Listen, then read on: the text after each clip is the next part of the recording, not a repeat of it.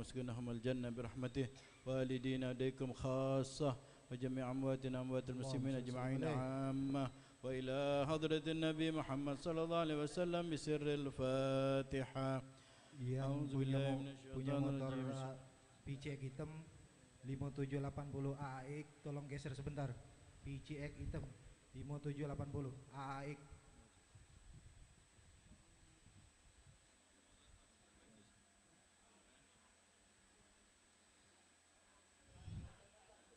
يا ربي صل على محمد أشرف بدر في الكون أشراق. يا ربي صل على محمد،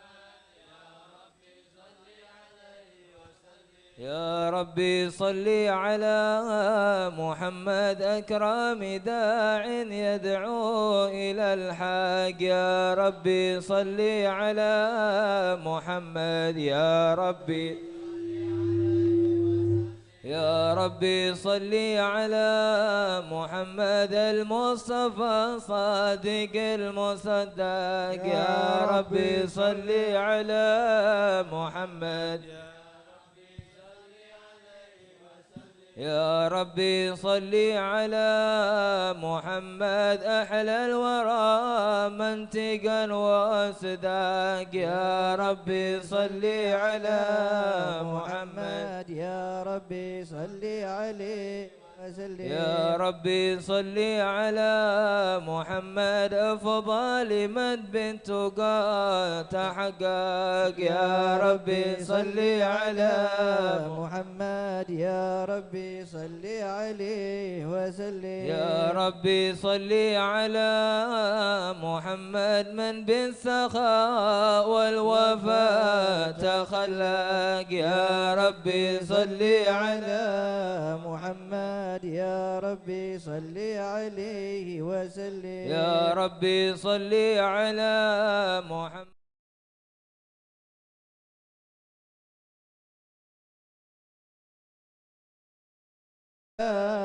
محمد، يا ربي صل عليه وسلم. يا ربي صل على محمد واسله وسهل ما قد تعوق. يا ربي صل على محمد، يا ربي صل عليه وسلم. يا ربي صل على محمد وافتح من الخير كل مغلق. يا ربي صل على محمد، يا ربي صل عليه وسلم. يا ربي صل على محمد وآله ومن بالنبي تعلق. يا ربي صل على محمد، يا ربي صل عليه وسلم. يا ربي صل على محمد وآله ومن للحبيب يعشق. يا ربي صل على محمد، يا ربي صل عليه وسلم. يا ربي صل على محمد ومن بحبل النبي توثق. يا ربي صل على محمد، يا ربي صل عليه وسلم. يا ربي صل على محمد، يا ربي صل عليه وسلم. يا ربي صل على محمد، يا ربي صل عليه وسلم. اللهم صل وسلم وبارك عليه وعلى آله. أعوذ بالله من الشيطان الرجيم. بسم الله الرحمن الرحيم. إنا فتحنا لك فتحا مبينا ليغفر لك الله ما تقدم من ذنبك وما تأخر ويتم نعمته عليك ويهديك صراطا مستقيما وينصرك الله نصرا عزيزا. لقد جاءكم رسول من أنفسكم عزيز عليه ما عنتم حريص عليكم بالمؤمنين رؤوف رحيم فإن تولوا فقل حسبي الله حسبي الله لا إله إلا هو عليه توكلت وهو رب العرش العظيم إن الله وملائكته يصلون على النبي يا أيها الذين آمنوا صلوا عليه سلموا تسليما اللهم صل وسلم وبارك عليه وعلى آله السلام عليك زين الأنبياء السلام عليك السلام عليك زين الأنبياء السلام عليك السلام عليك أزكى الأنبياء السلام عليك السلام عليك زين الأنبياء السلام عليك السلام عليك أزكى الأزكياء السلام عليك السلام عليك زين الأنبياء السلام عليك السلام عليك عليك زين الأنبياء السلام عليك السلام عليك من رب السماء السلام عليك السلام عليك زين الأنبياء السلام عليك دائم بلا انقضاء السلام عليك السلام عليك زين الأنبياء السلام عليك السلام عليك أحمد يا حبيبي السلام عليك السلام عليك زين الأنبياء السلام عليك السلام عليك طه يا طبيبي السلام عليك السلام عليك زين الأنبياء السلام عليك السلام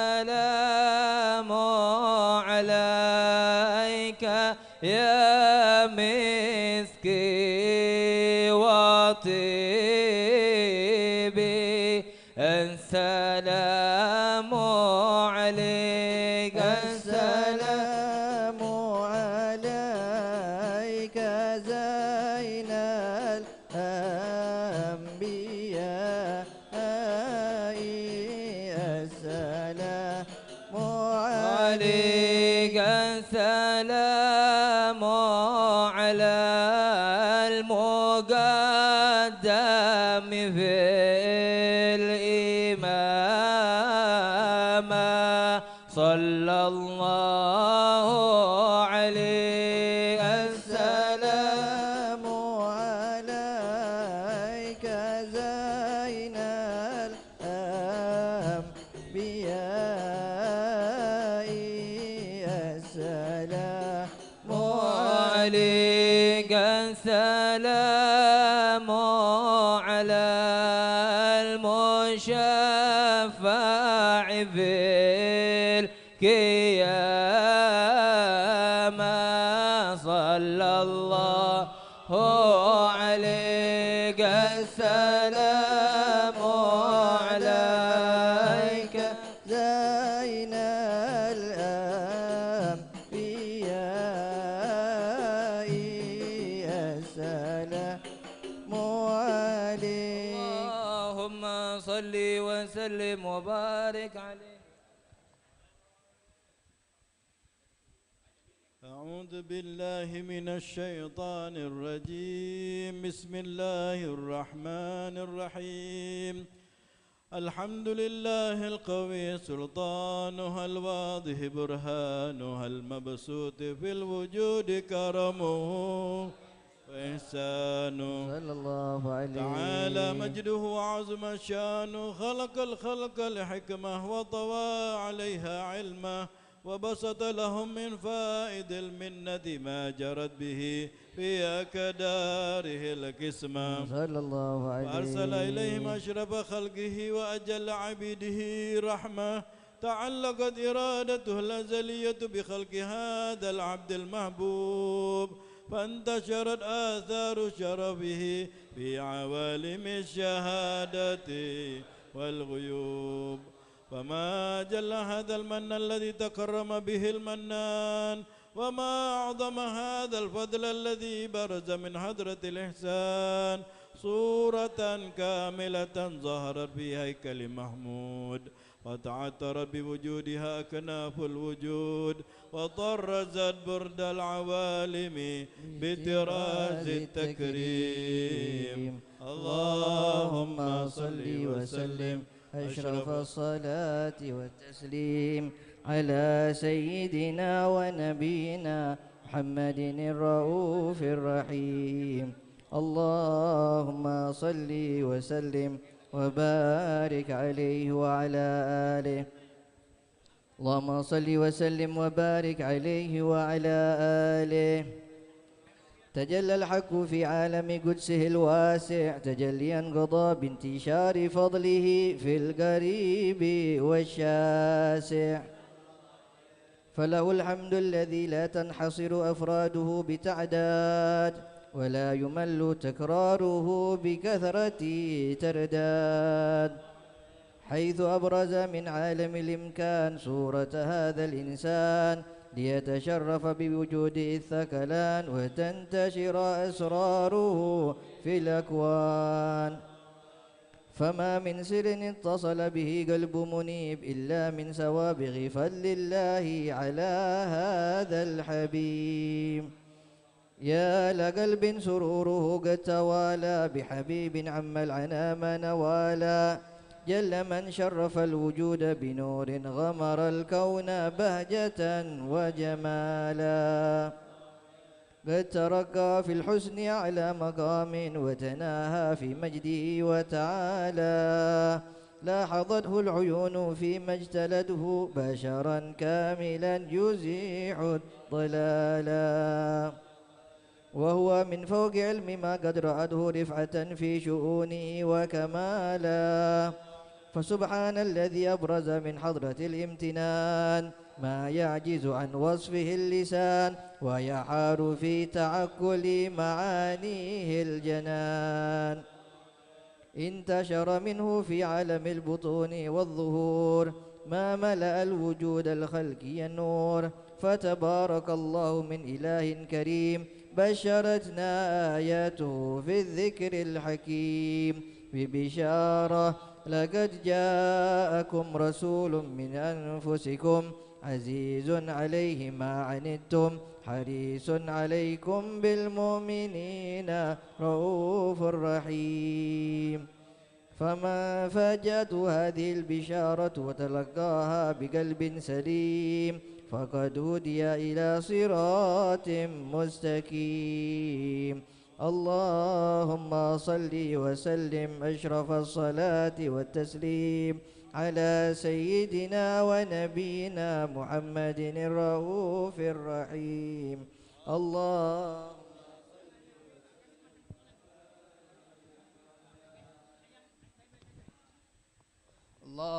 صل وسلم وبارك عليه وعلى آله. وأشهد أن لا إله إلا الله وحده لا شريك له شهادة يعرب بها اللسان أما تضمنه الجنان من التصديق بها والإذعان صلى الله عليه. تثبت بها في الصدور من الإيمان قواعد وتلوه على أهل اليقين من سر ذلك الإذعان والتصديق شواهد. وأشهد أن سيدنا محمدا عبد الصادق في قوله وفعله والمبلغ عن الله ما أمره بتبليغ لخلقه من فرضه ونفله عبد أرسله الله للعالمين بشيرا ونذيرا فبلغ الرسالة وأدى الأمانة وهدى الله به من الأمة بشرا كثيرا صلى الله عليه. فكان في ظلمة الجهل للمبتصرين سراجا وقمرا منيرا فما أعظمه الله من نعمة تكرم الله بها على البشر وما أوسعها من نعمة انتشر سرها في البحر والبر صلى الله عليه. اللهم صل وسلم أجل الصلوات وأجمعها وأزكى التحية وأوسعها على هذا العبد الذي وفى بحق العبودية وبرز فيها في خلعة الكمال وقام بحق الربوبية في مواطن الخدمة لله وأقبل عليه غاية الإقبال صلى الله عليه. صلاة يتصل بها الروح المصلي عليه به فينبسط في قلبه نور سر تعلق به وحبه وعلى آله وصحبه الذين ارتقوا صهوة المجد بقربه وتفيأوا ظلال شرف الأصل بوده وحبه ما أطر الأكوان بنشر ذكراهم نسيم. اللهم صل وسلم أشرف الصلاة والتسليم على سيدنا ونبينا محمد الرؤوف الرحيم. اللهم صل وسلم وبارك عليه وعلى آله. اللهم صل وسلم وبارك عليه وعلى آله.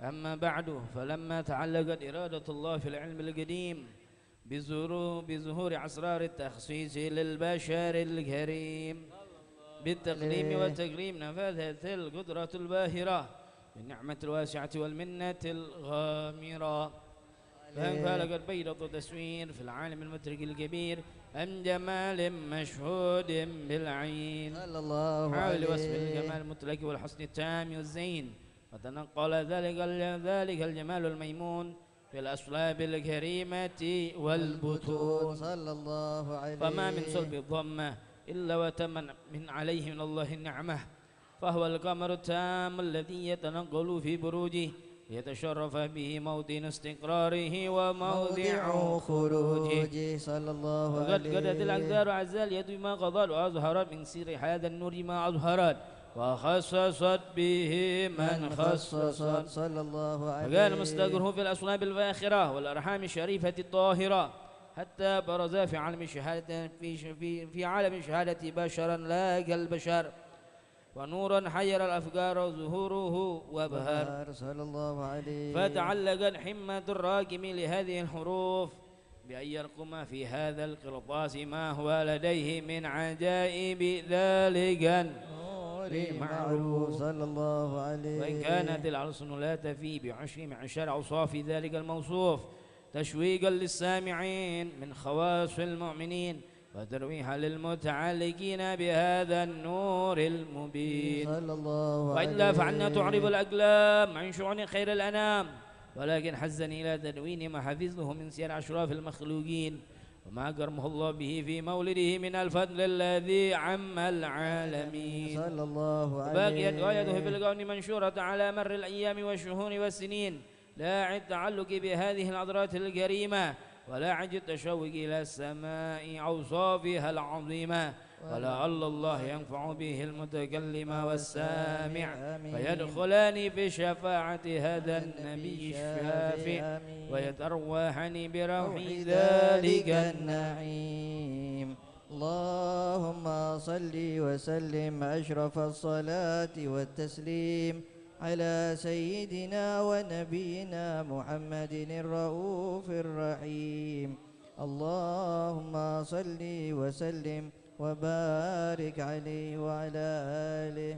الله الله يا الله الله الله يا الله، والصلاة على المختار طه اليماني.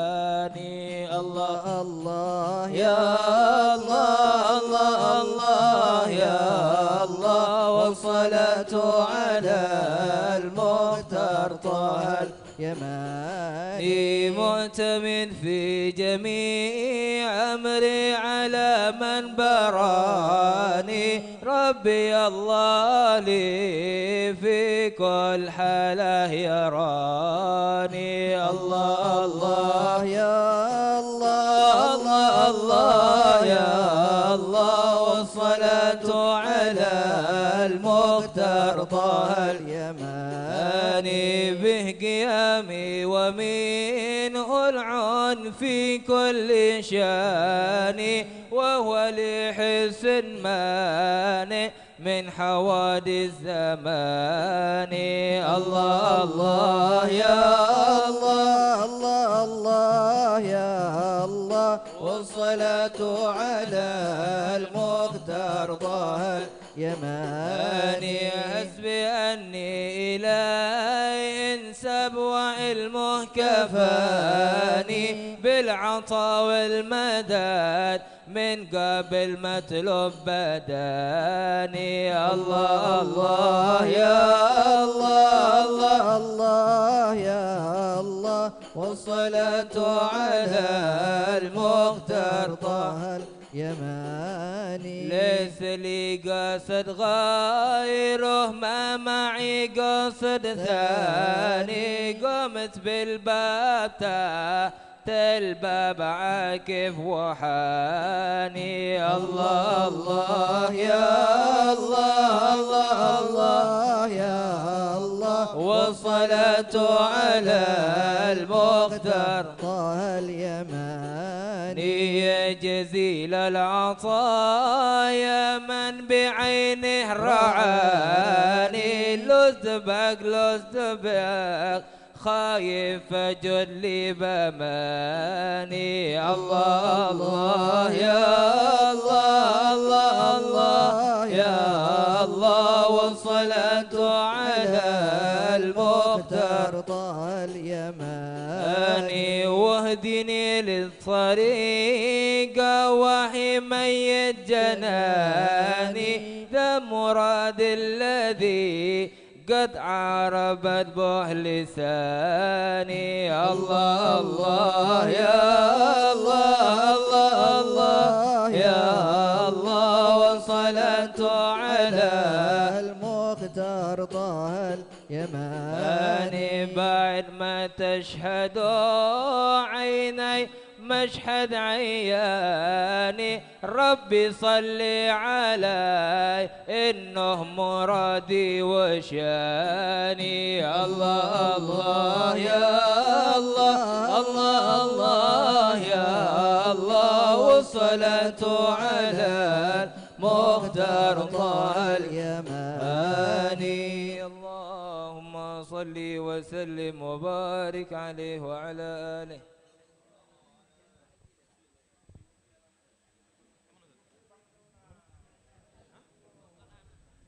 اللهم صل وسلم وبارك عليه وعلى آله. وقد آن للكلام أن يهد ما حركته فيه العنامل مما استفاده الفهم من صفات هذا العبد المحبوب الكامل صلى الله عليه وشمائله التي هي أحسن شمائل. وهنا حسن أن نثبت ما بلغ إلينا في شأن هذا الحبيب من أخبار وآثار ليتشرف بكتابه القلم وقرطاس وتتنزه في هدائق الأسماء والأبصار. وقد بلغنا في الأحاديث المشهورة أن أول شيء خلقه الله هو النور المودع في هذه السورة صلى الله عليه. فنور هذا الحبيب أول مخلوق برز في العالم، ومنه تفرع الوجود خلقا بعد خلق فيما حدث وما تقدم صلى الله عليه. وقد أخرج عبد الرزاق بسنده عن جابر بن عبد الله الأنصاري رضي الله عنهما قال: قلت يا رسول الله بأبي وأمي أخبرني عن أول شيء خلقه الله قبل الأشياء. قال: يا جابر إن الله خلق قبل الأشياء نور نبيك محمد صلى الله عليه وسلم من نوره صلى الله عليه. وقد ورد من حديث أبي هريرة رضي الله عنه أنه قال: قال رسول الله صلى الله عليه وسلم: كنت أول النبيين في خلق وآخرهم في البعث. صلى الله عليه. وقد تعدت الرواية بأنه أول خلق وجودا وأشرفهم مولودا. ولما كانت السعادة الأبدية لها ملاحظة خفية اختصت من شاءت من البرية بكمال الخصوصية صلى الله عليه. فاستودعت هذا النور المبين وأسلاب وبطون من شرفته من العالمين. فتنقل هذا النور من سلب آدم ونوح وإبراهيم صلى الله عليه حتى أوصلته يد العلم القديم إلى من حسسته بالتكريم أبيه الكريم عبد الله بن عبد المطلب ذي القدر العظيم صلى الله عليه. وأمه التي هي في المخاوف آمنة السيدة الكريمة آمنة.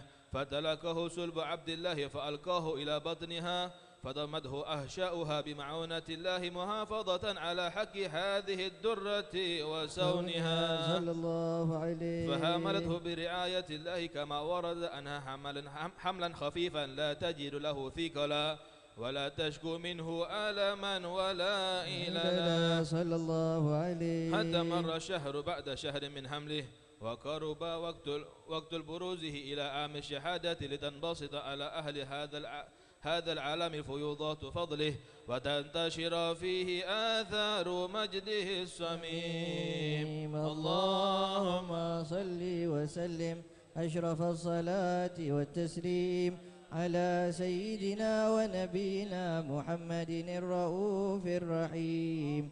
اللهم صل وسلم وبارك عليه وعلى آله. اللهم صل وسلم وبارك عليه وعلى آله صلى الله عليه. ومنذ علقت به هذه الدرة المكنونة والجوهرة المصونة والكون كله يصبح ويمسي في سرور وابتهاج صلى الله عليه. بقرب ظهور إشراك هذا السراج والعيون متشوفة إلى بروز متشوقة إلى التقاط جواهر كنوز صلى الله عليه. وكل دابة لقريش نطقت بفصيح العبارة معلنة بكمال البشارة وما من حامل حملت في ذلك العام إلا أتت في حملها بغلام من بركات وسعادة هذا الإمام صلى الله ولم عليه. تزل الأرض والسماوات متضمخة بعطر الفرح بملاقاة أشرف البريات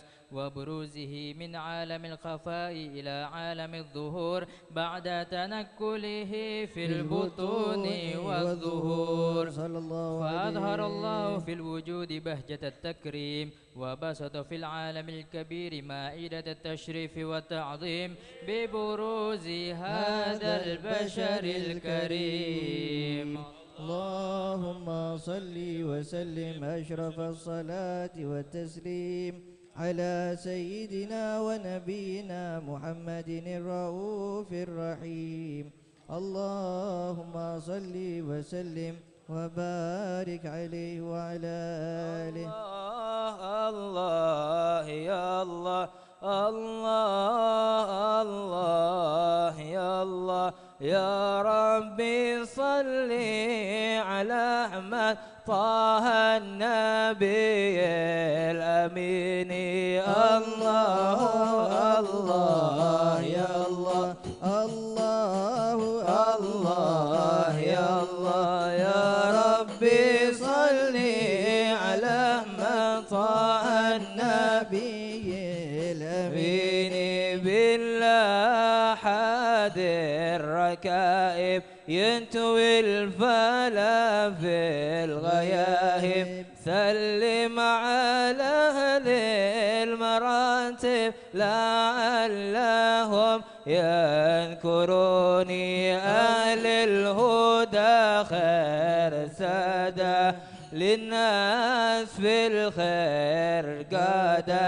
هزوا العلا والزحادة فقل لهم ينذروني. الله الله يا الله الله الله يا الله يا ربي صل على من طه النبي الأمين. يا سيدنا يا المقدم وابناه والهبر الأعظم. ثقفنا شهم الأكرم نظر بها واصلوني. يا من في الحال يخطر لمن يناديه ينصر. عمر في الحال يحضر غار بها داركوني. الله الله يا الله الله الله يا الله يا ربي صل على من طه النبي الأمين. يا العيدروس المكرم ويا الحبيب المعظم. هددنا الفخر أفخم بالله لا تحملوني. يا من بعيدي ذحلوا ودي به الأنس يهلو. بهم على الغير نعلو من فضلكم أغمروني. الله الله يا الله الله الله يا الله يا ربي صلي على أحمد طه النبي الأمين.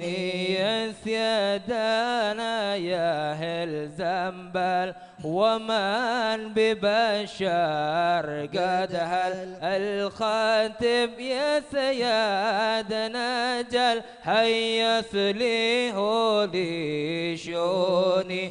جودوا علي بنظرة تسلي لي الأمر مرة. وينجلي شوش وامرأ حسنت فيكم ذنوني. الله الله يا الله الله الله يا الله يا ربي صلي على أحمد طه النبي الأمين. والختم صلوا على أحمد بحر الفضائل محمد. مطر بالليل غرد على قضيب الغصون.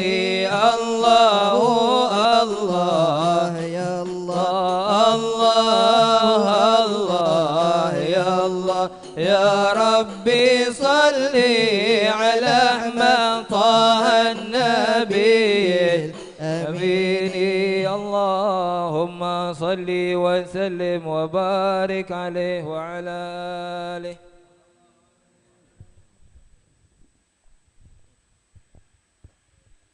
اللهم صل وسلم وبارك عليه وعلى آله صلى الله عليه. فحين قرب أوان وضع هذا الحبيب أعلنت السماوات والأرضون ومن فيهن بالترحيب صلى الله عليه. وأمطار الجود الإلهي على أهل الوجود تثج وألسنة الملائكة بالتبشير للعالمين تعج. سبحان الله والحمد لله ولا إله إلا الله والله أكبر. سبحان الله والحمد لله ولا إله إلا الله والله أكبر. سبحان الله والحمد لله ولا إله إلا الله والله أكبر. والقدرة كشفت كناع هذا المسطور ليبرز نوره كاملا في عالم الظهور نورا فاق كل نور صلى الله عليه. وأنفذ الحق حكما على من أتم الله عليه النعمة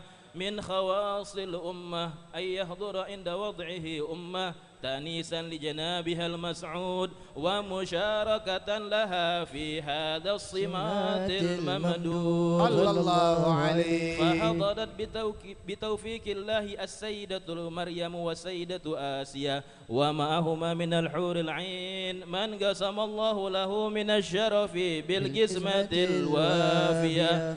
فأتى الوقت الذي رتب الله على حضوره وجود هذا المولود فانفلق صبح الكمال من النور عن عمود وبرز الحامد المحمود مذعنا لله بالتعظيم والسجود. صلى الله على محمد صلى الله عليه وسلم. صلى الله على محمد صلى الله عليه وسلم.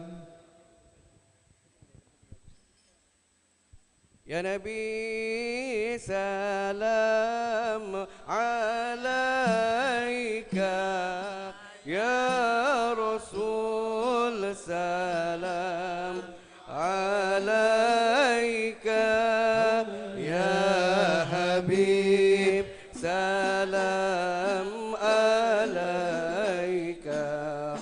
صلوات الله عليك الله يا نبي سلام عليك يا رسول سلام عليك الله يا حبيب سلام عليك صلوات الله عليك.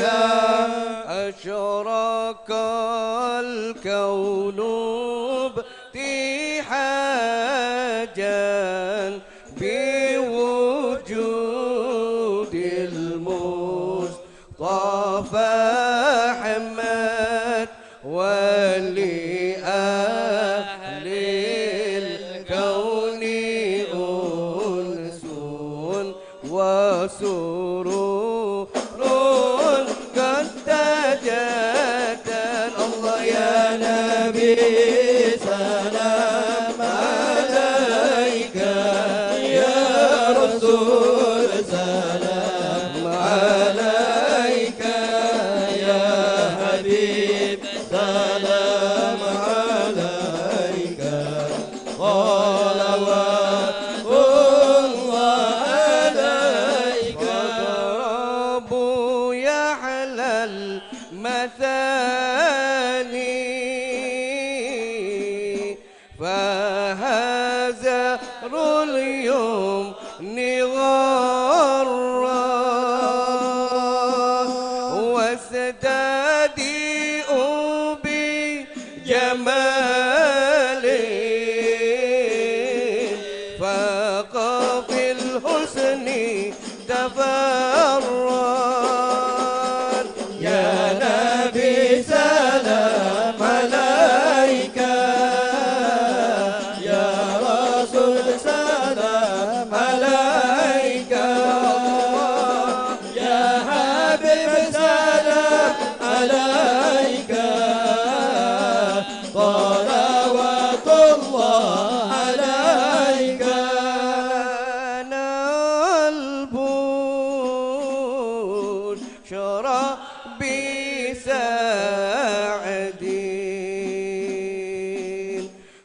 مستمر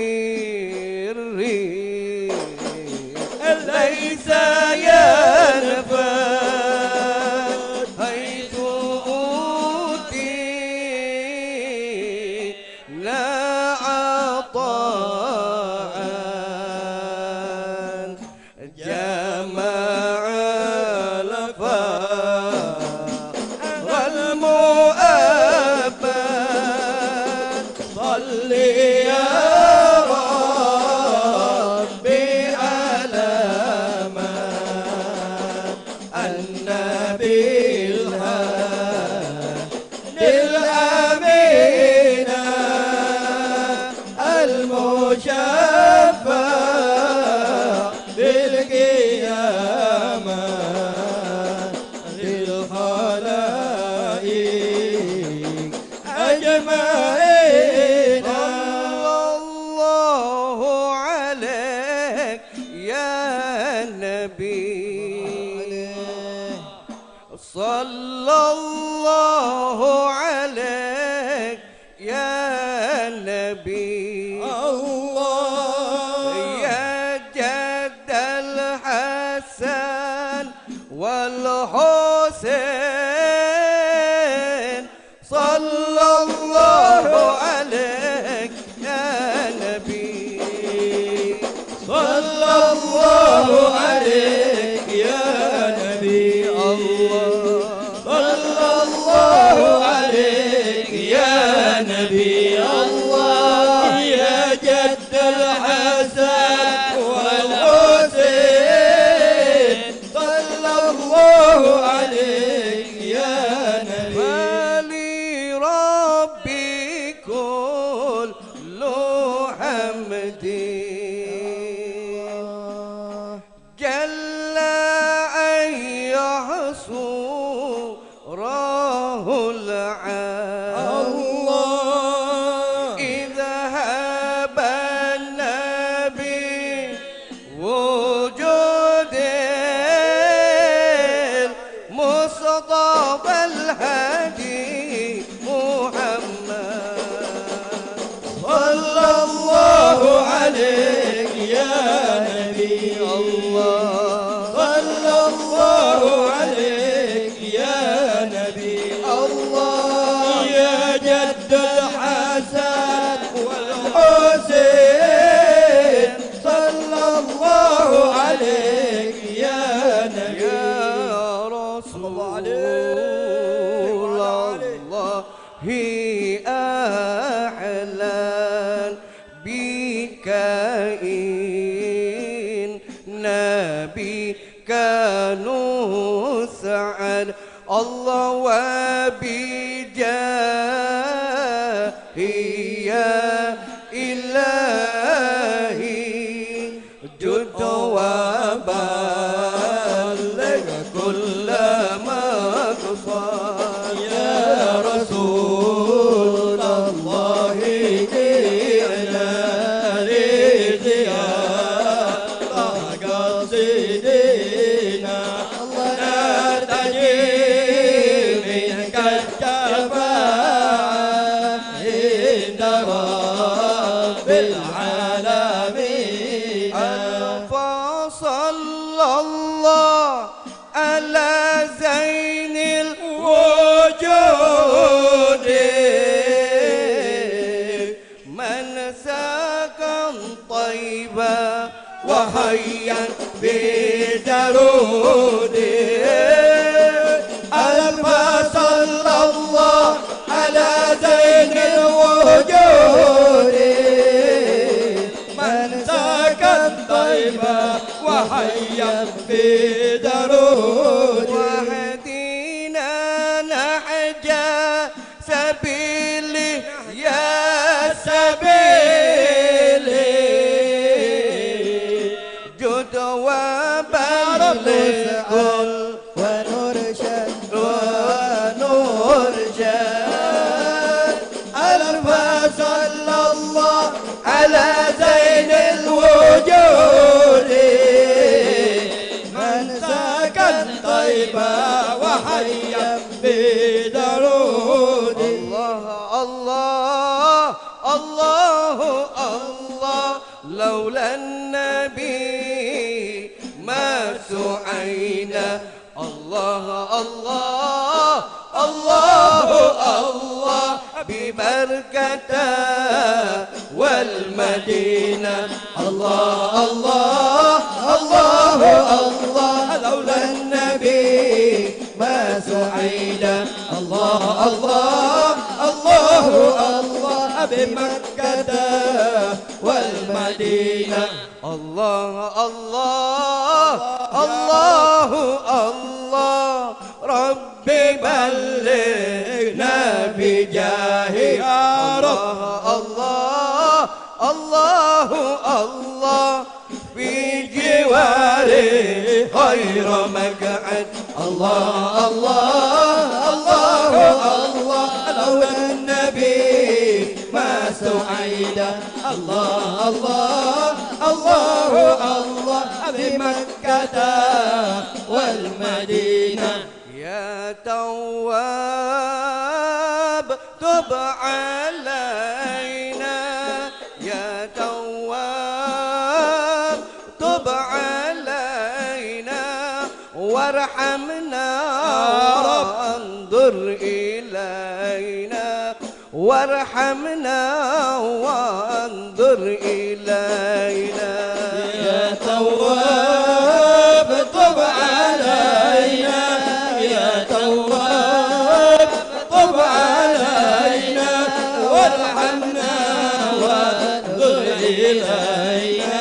وارحمنا وانظر إلينا. وصلاة الله تغشى أشرف الرسل محمد. والسلام مستمر كل حين يتجدد. يا تواب طب علينا. يا تواب طب علينا وارحمنا وانظر إلينا. وارحمنا وانظر إلينا. صلى الله على محمد. صلى الله عليه وسلم. صلى الله على محمد. يا ربي صل وسلم. صلى الله على محمد. صلى الله عليه وسلم. صلى الله على محمد. يا ربي صل وسلم. اللهم صل وسلم وبارك عليه.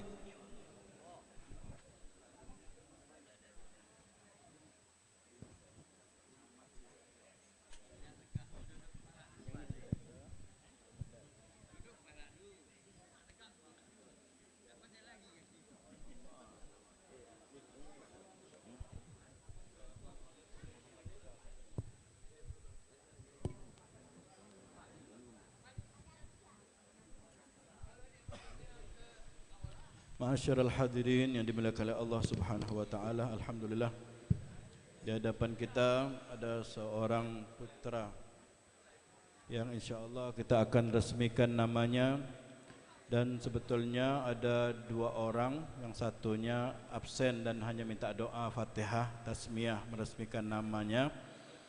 Yang di hadapan kita yaitu InsyaAllah kita akan resmikan namanya yang bernama Ahmad Khalid bin Muhammad Riza Al-Haddar. Betul ya?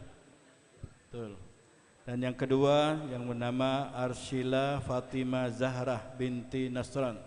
Kita doakan bersama agar kedua anak ini dijadikan anak-anak yang soleh, soleha insyaAllah, berbakti kepada orang tuanya, taat kepada Allah dan Rasulnya, dan insyaallah dijadikan qurrata ain Nabi Muhammad sallallahu alaihi wasallam, kebanggaan para salafun salih kita insyaallah. Ala hadhihi niyyah wa kulli niyatin salihah wa ila hadratin Nabi Muhammad sallallahu alaihi wasallam bisirril Fatihah. A'udzu billahi minasyaitonir rajim. Bismillahirrahmanirrahim. Alhamdulillahirabbil alamin arrahmanirrahim maliki yaumiddin. إياك نعبد وإياك نستعين اهدنا الصراط المستقيم صراط الذين أنعمت عليهم غير المغضوب عليهم ولا الضالين آمين. بسم الله الرحمن الرحيم الحمد لله رب العالمين اللهم صل وسلم على سيدنا محمد وعلى سيدنا محمد اللهم بارك لنا في أولادنا وبناتنا ولا تضرهم ووفقهم لطاعتك وارزقنا برهم بذرياتنا قرة أعين وجعلنا للمتقين إماما ربنا آتنا في الدنيا حسنة وفي الآخرة حسنة وقنا عذاب النار وصلى الله على سيدنا محمد وآله وصحبه وسلم والحمد لله رب العالمين. قبول.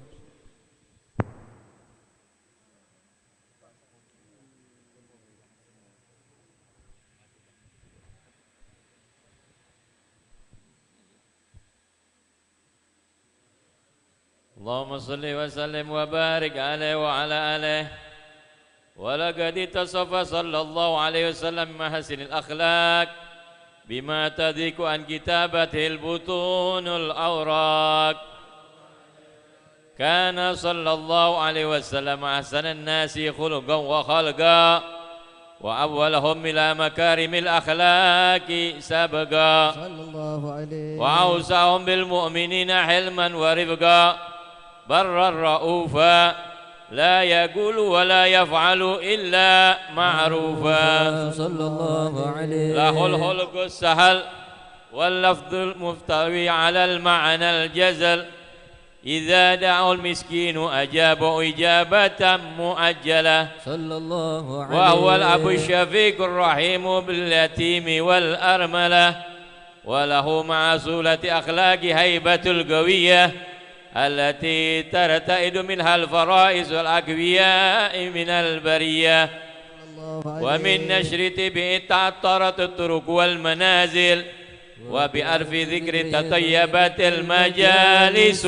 والمحافل صلى الله عليه. وهو صلى الله عليه وسلم جامع الصفات الكمالية والمنفرد في خلقه وخلقه بأشرف خصوصية فما من خلق في البرية المحمود إلا وهو متلقا عن زين الوجود صلى الله عليه. أجملت في وصف الحبيب وشأنه وله العلا في مجده ومكانه أوصاف عز قد تعالى مجدها أخذا على نجم السحاب إنانه وقد انبسط القلم بدوي ما أفاده العلم من وقع مولد النبي الكريم وحكاية ما أكرم الله به هذا العبد المقرب من التكريم والتعظيم والخلق العظيم صلى الله عليه. فحسن مني أن أمسك أئمة الأقلام في هذا المقام وأقرأ السلام على سيد الأنام. السلام عليك أيها النبي ورحمة الله وبركاته. السلام عليك أيها النبي ورحمة الله وبركاته. السلام عليك أيها النبي ورحمة الله وبركاته. وبذلك الخصم يتم خصم وبك يحسن ختم كما يحسن التقديم وعليه أفضل الصلاة والتسليم. اللهم صل وسلم أشرف الصلاة والتسليم على سيدنا ونبينا محمد الرؤوف الرحيم. اللهم صل وسلم وبارك عليه وعلى آله. استغفر الله العظيم استغفر الله العظيم استغفر الله العظيم. بسم الله الرحمن الرحيم. الحمد لله رب العالمين. اللهم صل وسلم على سيدنا محمد وعلى آل سيدنا محمد. ولما نظم الفكر من دراري الأوصاف المحمدية عقودا توجهت إلى الله متوسلا بسيدي وحبيبي محمد صلى الله عليه وسلم أن يجعل سعي فيه مشكورا وفعلي فيه محمودا وأن يكتب عملي في الأعمال المقبولة وتوجهي في التوجهات الخالصة والصلات الموصولة. اللهم يا من إليه تتوجه الآمال فتعود ظافرة وعلى باب عزته تحت الرحال فتغشاها منه الفيوضات الغامرة. نتوجه إليك بأشرف الوسائل لديك سيد المرسلين عبدك الصادق الأمين سيدنا محمد الذي عمر رسالته العالمين. أن تصلي وتسلم على تلك الذات الكاملة مستودع أمانتك وحفيظ سرك وحامرات دعوتك الشاملة الأب الأكبر المحبوب لك والمخصص بشرف الأفخار في كل موطن من مواطن القرب ومظهر قاسم إمدادك في عبادك وساقي كؤوس إرشادك لأهل ودادك سيد الكونين وأشرف الثقلين العبد المحبوب الخالص المخصوص منك بأجل الخصائص. اللهم صل وسلم عليه وعلى آله وأصحابه وأهل حضرة اقترابه من أحبابه. اللهم إنا نقدم إليك هذا النبي الكريم ونتوسل إليك بشرف مقامه العظيم أن تلاحظنا في حركاتنا وسكناتنا بعين عنايتك وأن تحفظنا في جميع أطوارنا وتقلباتنا بجميل رعايتك وحصين وقايتك. آمين. وأن تبلغنا من شرف القرب إليك وإلى هذا الحبيب غاية آمالنا. آمين. وتتقبل منا ما تحركنا فيه من نياتنا وأعمالنا وتجعلنا في حضرة هذا الحبيب من الحاضرين وفي طرائق اتباعه من السالكين ولحقك وحقه من المؤدين ولعهدك من الحافظين. آمين.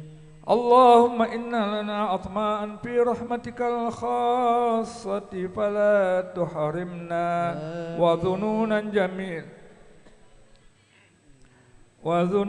جميلة هي وسيلتنا إليك فلا تخيبنا.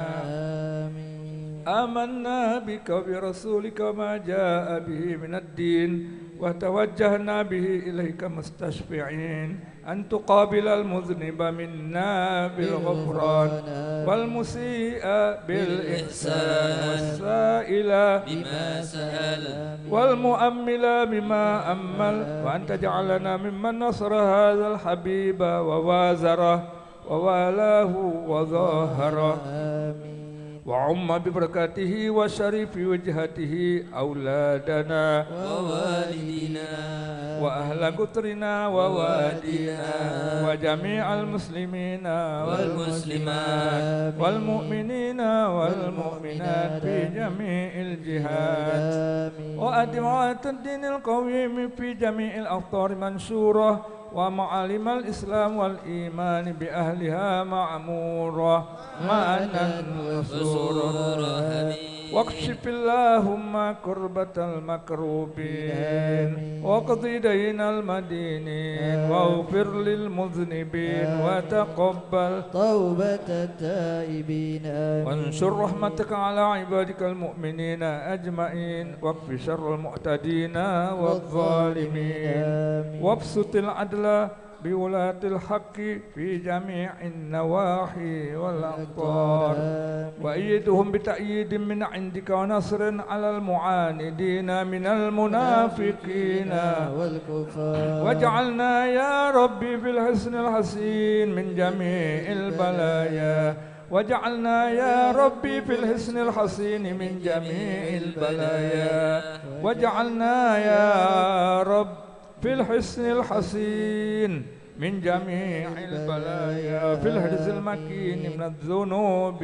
والخطايا وأدمنا في العمل بطاعتك والصدق في خدمتك قائمين وإذا توفيتنا فتوفنا مسلمين مؤمنين واختم لنا منك بخير أجمعين وصلى وسلم على هذا الحبيب المحبوب للأجسام والأرواح والقلوب وعلى آله وصحبه ومن إليه منسوب وآخر دعوانا أن الحمد لله رب العالمين سبحان ربك رب العزة عما يصفون وسلام على المرسلين والحمد لله رب العالمين. سر الفاتحة. الرحمن الرحيم مالك يوم الدين إياك نعبد وإياك نستعين اهدنا الصراط المستقيم المغضوب عليهم ولا الضالين آمين. بسم الله الرحمن الرحيم. الحمد لله رب العالمين. اللهم صل على سيدنا محمد وعلى آل سيدنا محمد. آمين. اللهم بك الفاتحة وبشر الفاتحة افتح لنا بالخير واختم لنا بالخير واجعلنا من أهل الخير دعواهم بها سبحان الله وتعالى السلام علينا الحمد لله رب العالمين.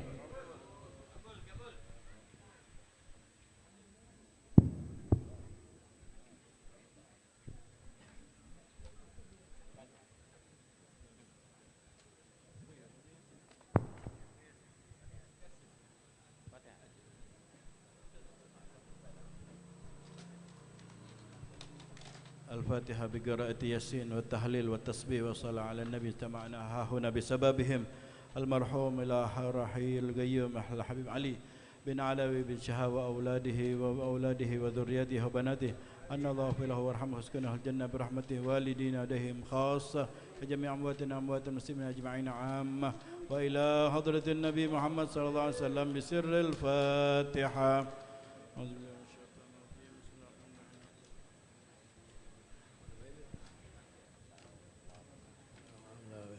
مالك يوم الدين إياك نعبد وإياك نستعين اهدنا الصراط المستقيم صراط الذين أنعمت عليهم غير المغضوب عليهم ولا الضالين آمين. أعوذ بالله من الشيطان الرجيم. بسم الله الرحمن الرحيم. ياسين والقرآن الحكيم إنك لمن المرسلين على صراط مستقيم تنزيل العزيز الرحيم لتنذر قوما ما أنذر آباؤهم فهم غافلون لقد حكى القول على أكثرهم فهم لا يؤمنون إنا جعلنا في أعناقهم أغلالا إلى الأذقان فهم مقمحون وجعلنا من بين أيديهم سدا ومن خلفهم سدا فأغشيناهم فهم لا يبصرون وسواء عليهم أنذرتهم أم لم تنذرهم لا يؤمنون إنما تنذر من اتبع الذكر الرحمن بالغيب وبشر مغفرة وأجر كريم. إنا نحن نحيي الموتى ونكتب ما قدموا وآثارهم وكل شيء عصيناه في إمام مبين. واضرب لهم مثلا أصحاب القرية إذ جاءها المرسلون إذ أرسلنا إليهم اثنين فكذبوهما فعززنا بثالث فقالوا إنا إليكم مرسلون قالوا ما أنتم إلا بشر مثلنا وما أنزل الرحمن من شيء إن أنتم إلا تكذبون قالوا ربنا يعلم إنا إليكم لمرسلون وما علينا إلا البلاغ المبين قالوا إنا تطيرنا بكم فإن لم تنتهوا لنرجمنكم وليمسنكم منا عذاب أليم قالوا طائركم معكم أن ذكرتم بل أنتم قوم مسرفون وجاء من أقصى المدينة رجل يسعى قال يا قوم اتبعوا المرسلين اتبعوا من لا يسألكم أجرا وهم مهتدون وما لي لا أعبد الذي بذرني وإليه ترجعون أتخذوا من دونه آلهة يدني الرحمن بالضر لا تغني عني شفاعتهم شيئا ولا ينقذون إني ذل في ضلال مبين إني آمنت بربكم فاسمعون قيل ادخل الجنة قال يا ليت قومي يعلمون بما غفر لي ربي وجعلني من المكرمين وما أنزلنا على قومه من بعده من جند من السماء وما كنا منزلين إن كانت إلا صيحة واحدة فإذا هم خامدون يا حسرة على العباد ما يأتيهم من رسول إلا كانوا به يستهزئون ألم يروا كم أهلكنا قبلهم من القرون أنهم إليهم لا يرجعون وإن كل لما جميع لدينا محضرون وآيات لهم الأرض ميتة وأحييناها وأخرجنا منها حبا فمنه يأكلون وجعلنا فيها جنات من نخيل وأعناب وفجرنا فيها من العيون ليأكلوا من ثمره وما عملت أيديهم أفلا يشكرون سبحان الذي خلق الأزواج كلها مما تنبت الأرض ومن أنفسهم ومما لا يعلمون وآيات لهم الليل نسلخ منه النهار فإذا هم مظلمون والشمس تجري لمستقر لها ذلك تقدير العزيز العليم والقمر قدرناه منازل حتى عاد كالأرجن القديم لا الشمس ينبغي لها أن تدرك القمر ولا الليل سابق النهار وكل في فلك يسبحون وآية لهم أنا حملنا ذريتهم بالفلك المشحون وخلقنا لهم من مثله ما يركبون وإن نشأ نغرقهم فلا صريخ لهم ولا هم ينقذون إلا رحمة منا ومتاعا إلى حين وإذا قيل لهم اتقوا ما بين أيديكم وما خلفكم لعلكم ترحمون وما تأتيهم من آية من آيات ربهم إلا كانوا عنها معرضين وإذا قيل لهم أنفقوا مما رزقكم الله قال الذين كفروا للذين آمنوا أنطعم من يشاء الله أطعمه إن أنتم إلا في ضلال مبين ويقول متى هذا الوعد إن كنتم صادقين ما ينظرون إلا صيحة واحدة تأخذهم وهم يخصمون ولا يستطيعون توصية ولا إلى أهلهم يرجعون ونفخ في الصور فإذا هم من الأجداث إلى ربهم ينسلون قالوا يا ويلنا من بعثنا من مرقدنا هذا ما وعد الرحمن وصدق المرسلون إن كانت إلا صيحة واحدة فإذا هم جميع لدينا محضرون فاليوم لا تظلم نفس شيئا ولا تجزون إلا ما كنتم تعملون إن أصحاب الجنة اليوم في سرر فاكهون هم وأزواجهم في ظلال على الأرائك متكئون لهم فيها فاكهة ولهم ما يدعون كلام قلم من رب الرحيم وامتازوا اليوم أيها المجرمون ألم أهد إليكم يا بني آدم لا تعبدوا الشيطان إنه لكم عدو مبين وأن اعبدوني هذا صراط مستقيم ولقد عضلكم جبلا كثيرا أفلم تكونوا تعقلون هذه جهنم التي كنتم توعدون اصلوها اليوم بما كنتم تكفرون اليوم نختم على أفواههم وتكلمنا أيديهم وأرجلهم بما كانوا يكسبون ولو نشاء لطمسنا على أعينهم فاستبقوا الصراط فأنى يبصرون ولو نشاء لمسخناهم على مكانتهم فما استطاعوا مضيا ولا يرجعون ومن نعمره ننكس بالحلق أفلا يعقلون وما علمناه الشر وما ينبغي له إن هو إلا ذكر وقرآن مبين لينذر من كان حيا ويحق القول على الكافرين أولم يروا أنا خلقنا لهم مما عملت أيدينا أنعاما فهم لها مالكون وذللناها لهم فمنها ركوبهم ومنها يأكلون ولهم فيها منابع مشارب أفلا يشكرون واتخذوا من دون الله آلهة لعلهم ينصرون لا يستطيعون نصرهم وهم لهم جند محضرون فلا يحزنك قولهم إنا نعلم ما يسرون وما يعلنون أولم يرى الإنسان أنا خلقناه من نطفة فإذا هو خصيم مبين وضرب لنا مثلا ونسي خلقه قال من يحيي العظام وهي رميم قل يحييها الذي أنشأها أول مرة وهو بكل خلق عليم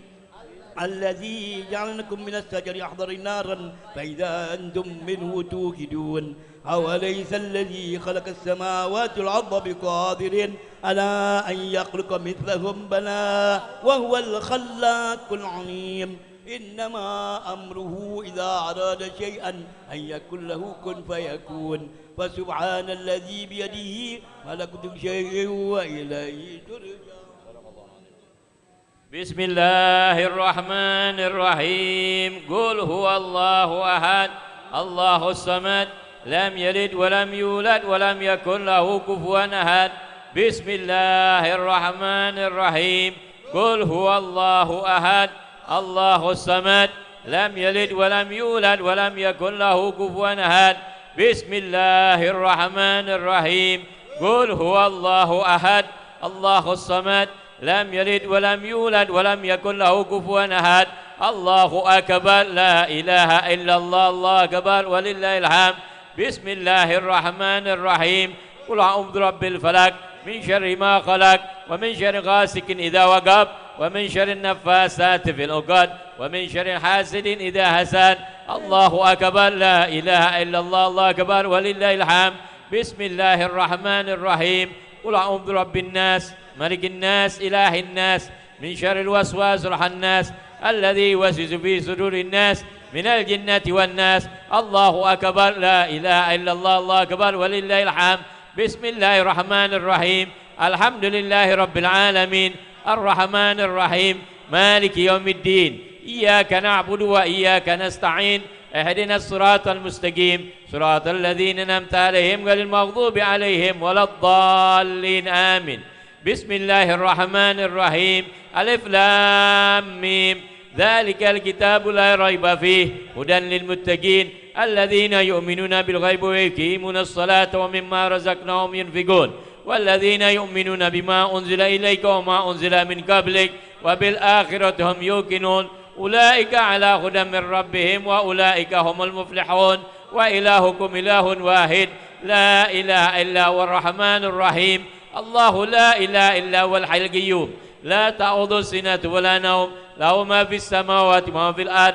من ذا الذي يشفع إلا بإذنه يعلم ما بين أيديهم وما خلفهم ولا يحيطون بشيء من علم إلا بما شاء وسع كرسيه السماوات والأرض ولا يؤوده حفظهما العلي العظيم لله ما في السماوات وما في الأرض وإن تبدوا ما في أنفسكم أو تخفوه يحاسبكم بالله فيغفر لمن يشاء ويعذب من يشاء والله على كل شيء قدير آمن الرسول بما أنزل من ربه والمؤمنون كل آمن بالله وملائكته وكتبه ورسله لا نفرق بين أحد من رسله وقالوا سمعنا وأطعنا غفرانك ربنا وإليك المصير لا يكلف الله نفسا إلا وسعها لها ما كسبت وعليها ما اكتسبت ربنا لا تؤاخذنا إن نسينا وأخطأنا ربنا ولا تحمل علينا إصرا كما حملته على الذين من قبلنا ربنا ولا تحملنا ما لا طاقة لنا به واعف عنا واغفر لنا وارحمنا واعف عنا واغفر لنا وارحمنا واعف عنا واغفر لنا وارحمنا أنت مولانا فانصرنا على القوم الكافرين برحمتك يا أرحم الراحمين ارحمنا يا أرحم الراحمين ارحمنا يا أرحم الراحمين ارحمنا يا أرحم الراحمين ارحمنا رحمة الله وبركاته أهلكم أهل البيت إنه حميد مجيد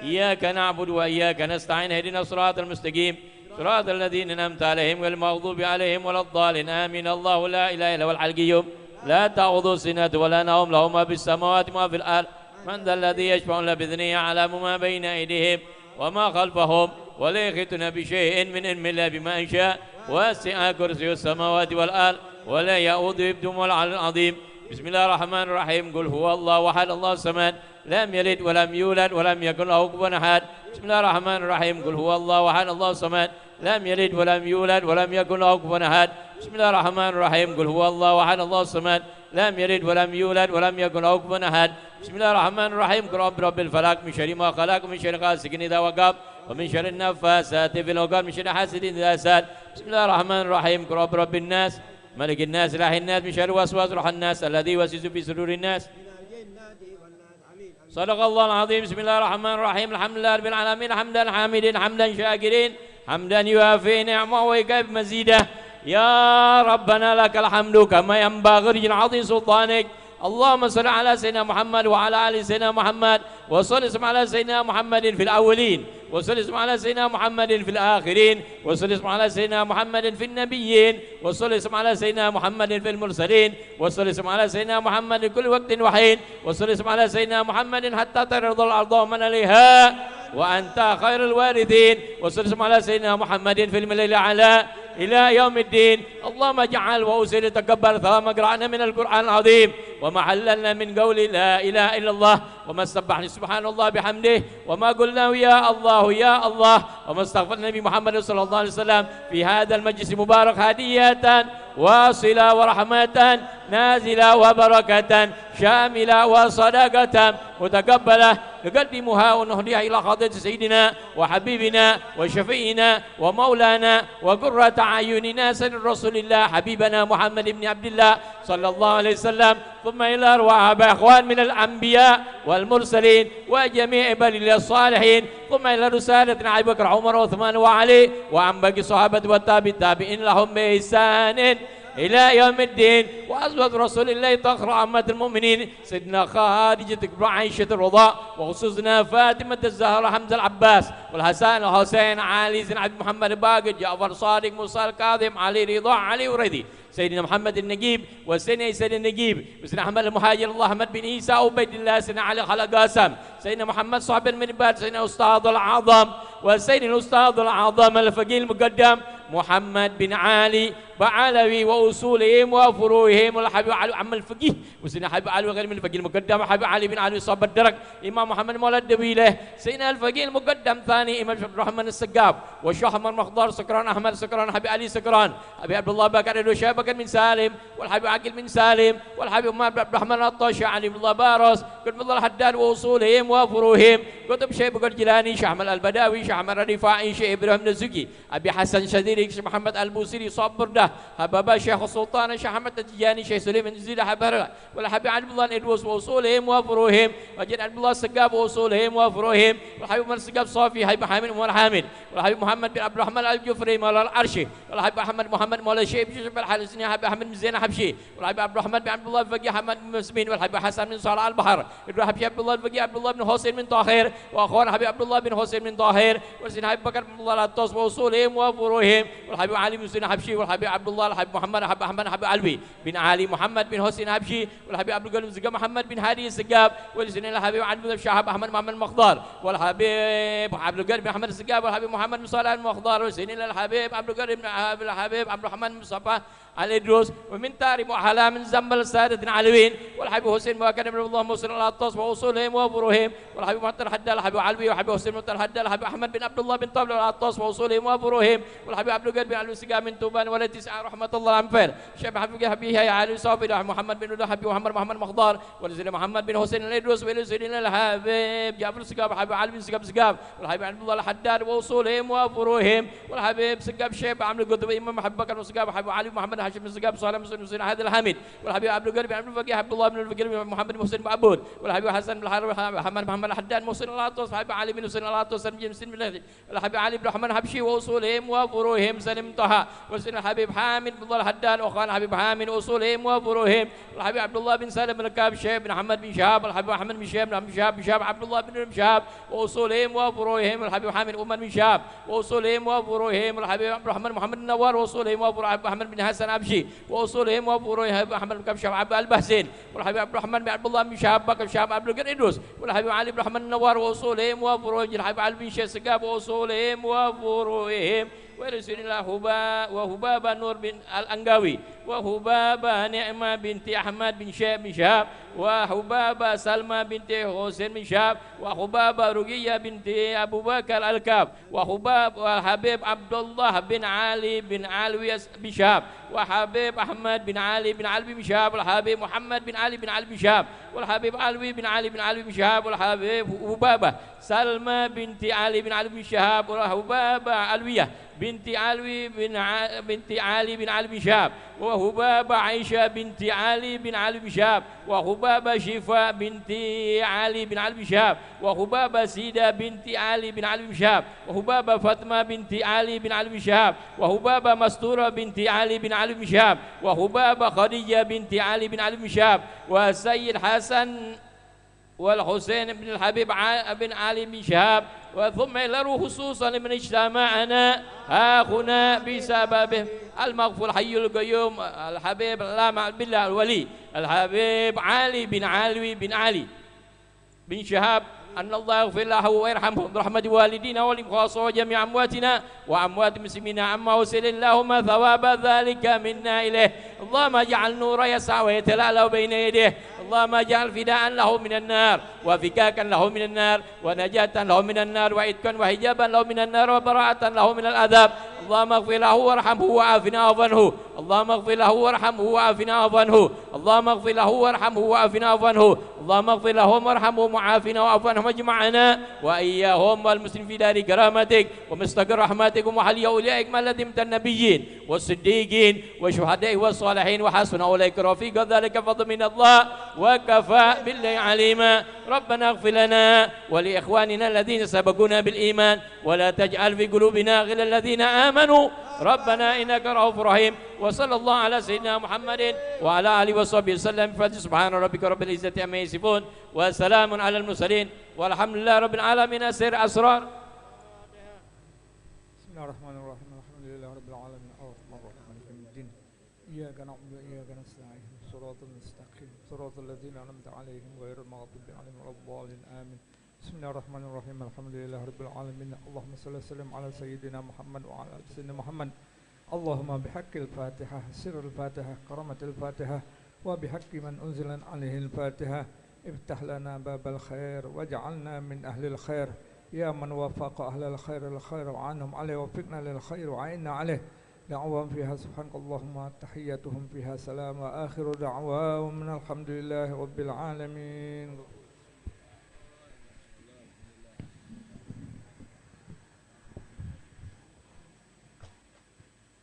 Assalamualaikum warahmatullahi wabarakatuh. Alhamdulillah wassalatu wassalamu ala Rasulillah sayyidina Muhammad bin Abdullah wa ala alihi wa sahbihi wa man walah.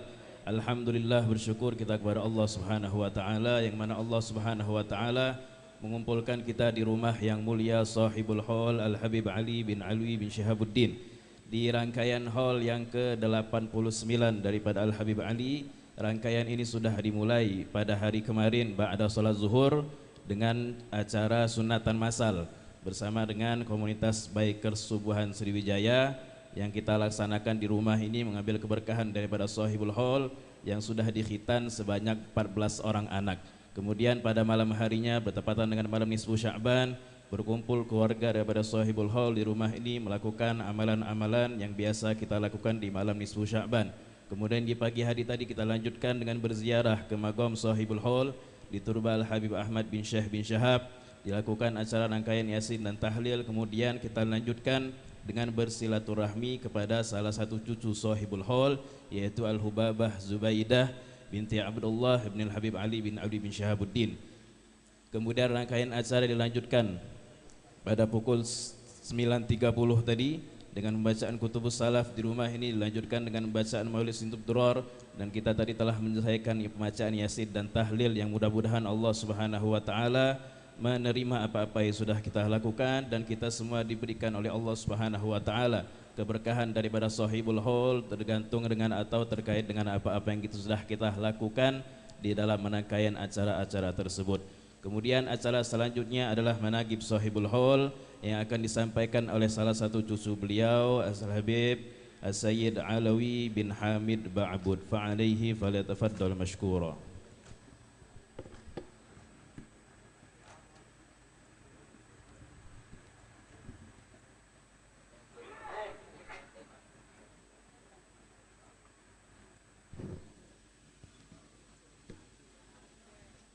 Bismillahirrahmanirrahim. Assalamualaikum warahmatullahi wabarakatuh.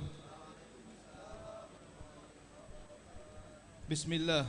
Alhamdulillahil mustahiqqil hamd. Ahlil fadl wal karam wal ihsan wan ni'am. Al-qail fi kalamihi al-mawsuf bil kidam. Ala inna awliya Allah la khafun alaihim wa la hum yahzanun. Ala inna hizballahi humul muflihun.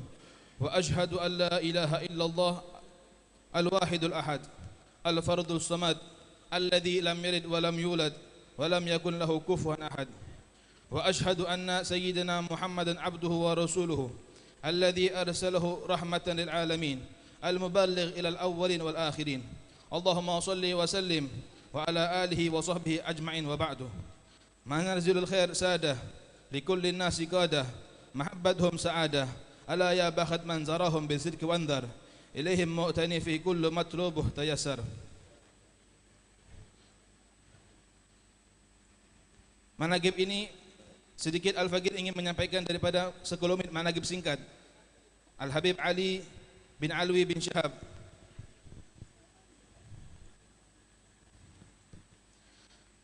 manaqib ini merupakan riwayat singkat kakek kami yang mulia, yaitu Al-Imam Al-Alim Al-Arif Billah Al-Habib As-Sayyid Ali bin Alwi bin Syihabuddin Ba'alawi, yang merupakan salah seorang tokoh dari ulama, dari sekian banyak tokoh dan ulama yang menjadi kebanggaan keluarga Alawiyin khususnya dan masyarakat kota Palembang serta kaum muslimin pada umumnya. Habib Ali bin Alwi bin Syahab lahir pada tahun 1281 Hijriah atau 1851 Masehi di Damun, Yaman. Ibu beliau bernama Syarifah Alwiyah binti Hasan Al-Madihij yang berasal dari kota Gresik. Nasab beliau Al-Habib Ali bin Alwi bin Ali, Habib Ali bin Alwi bin Ali bin Ahmad bin Ali bin Syekh bin Muhammad bin Ali bin Muhammad bin Ahmad Syihabuddin Al-Asghar bin Abdurrahman Al-Ghadi bin Ahmad Syihabuddin Al-Akbar, dan seterusnya hingga bersambung ke Imam Hussein bin Imam Ali bin Abi Talib karamallahu wajhah wa Fatimah Az-Zahra Al-Batul binti Sayyidina Ar-Rasul Muhammad sallallahu alaihi wasallam. Beliau adalah orang yang sangat sayang dengan keluarga, dan keluarganya pun sangat sayang kepada beliau. Habib Ali menikah dengan Syarifah Ni'mah binti Ahmad bin Syekh bin Syahab. Anak-anak Habib Ali dari Syarifah Ni'mah adalah Syarifah Alwiyah, Syarifah Rasidah, Syarifah Sifa, Syahid Ahmad, Syarifah Salmah, Syahid Abdullah, Syarifah Aisyah dan Syed Muhammad. Habib Ali menikah dengan Syarifah Salmah bin Hussein bin Syahab. Anak-anak Habib Ali dari Syarifah Salmah bin Syahab adalah Syarifah Fatmah. Habib Ali menikah dengan Syarifah Nur Al-Anggawi dan tidak dikaruniai anak. Habib Ali menikah dengan Syarifah Ruqayyah binti Abu Bakar Al-Kaf. Anak-anak Habib Ali dari Syarifah Ruqayyah Al-Kaf adalah Syarifah Masturah, Sayyid Alwi, Sayyid Hasan dan Hussein dan Syarifah Khadijah.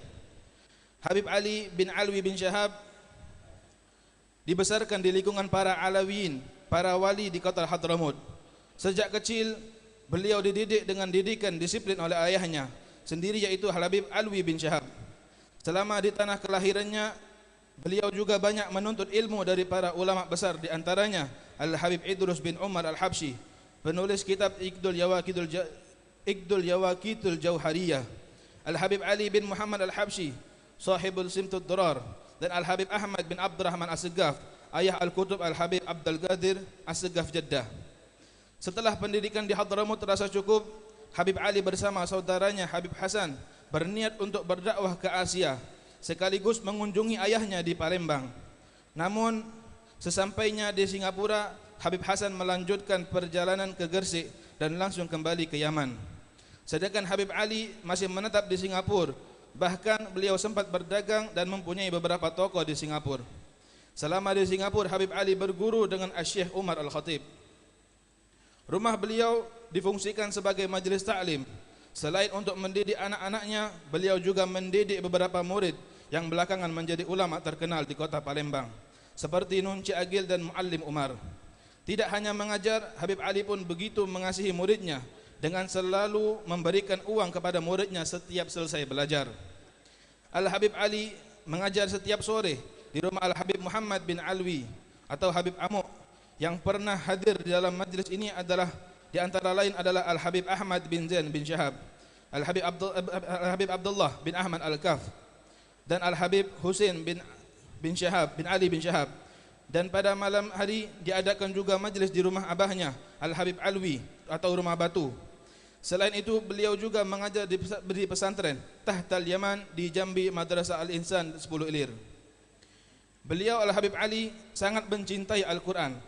Beliau menghatamkan Al-Quran setiap hari. Allah Subhanahu wa taala memberikan keberkahan waktu kepada beliau. Setelah menghatamkan Al-Quran pada dini hari, beliau salat sunnah 2 rakaat. Habib Ali memiliki Al-Quran yang merupakan hasil tulisan tangan beliau sendiri. Pada tahun 1930, tepatnya tanggal 8 Sya'ban 1349 Hijriah, beliau diangkat sebagai Komisaris Majelis Ulama Pertimbangan dalam Agama Islam Palembang dan sekaligus sebagai anggota Lajnah Tanfiziyah. Di dalam majlisnya pernah beliau didatangi oleh seorang pemuda berpakaian rapi, mengenakan jas dan celana panjang, bergaya seperti Belanda dengan rambut diminyaki dan tersisir rapi. Penampilan pemuda ini justru membuat orang yang tidak begitu kagum karena tidak pas untuk dipakai di majlis taklim. Namun lain halnya dengan Habib Ali. Beliau menyambut tamunya dengan hangat, memeluk dan mencium tangannya, meskipun umurnya masih sangat muda. Setelah pemuda ini pulang, Habib Ali pun berkata kepada yang hadir, "Kalian tahu siapa yang hadir barusan? Beliau adalah Al-Habib Salim bin Ahmad bin Jindan dari Jakarta. Beliau adalah waliullah yang mendapatkan abdal dari Allah Subhanahu wa taala." Menurut keterangan, Habib Salim Jindan sengaja berpakaian seperti itu dengan maksud mengajak para pemuda agar turut menghadiri majlis Al-Habib Ali. Beliau sangat gemar dalam memuliakan tamu. Dikarenakan kegemarannya tersebut memuliakan tamu, beliau mendirikan rumah yang terdiri dari 2 lantai. Lantai bawah dikhususkan untuk menampung tamu, lengkap dengan kamar tidur serta kamar mandi. Sedangkan lantai yang atas menjadi kediaman Habib Ali dan keluarganya. Kegemaran Habib Ali memuliakan tamu ini bukan hanya dalam keadaan bangun. Dalam keadaan tidur sekalipun beliau masih menerima tamunya. Hingga tak heran jika istrinya Syarifah Ruqayyah binti Abu Bakar Al-Kaf pada hari-hari pertamanya berkeluarga dengan Habib Ali agak kebingungan dan mengira Habib Ali dalam keadaan sakit.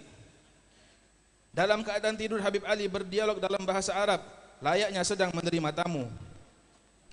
Dalam keadaan ia menyebut nama para wali yang sudah wafat beliau dalam tidurnya.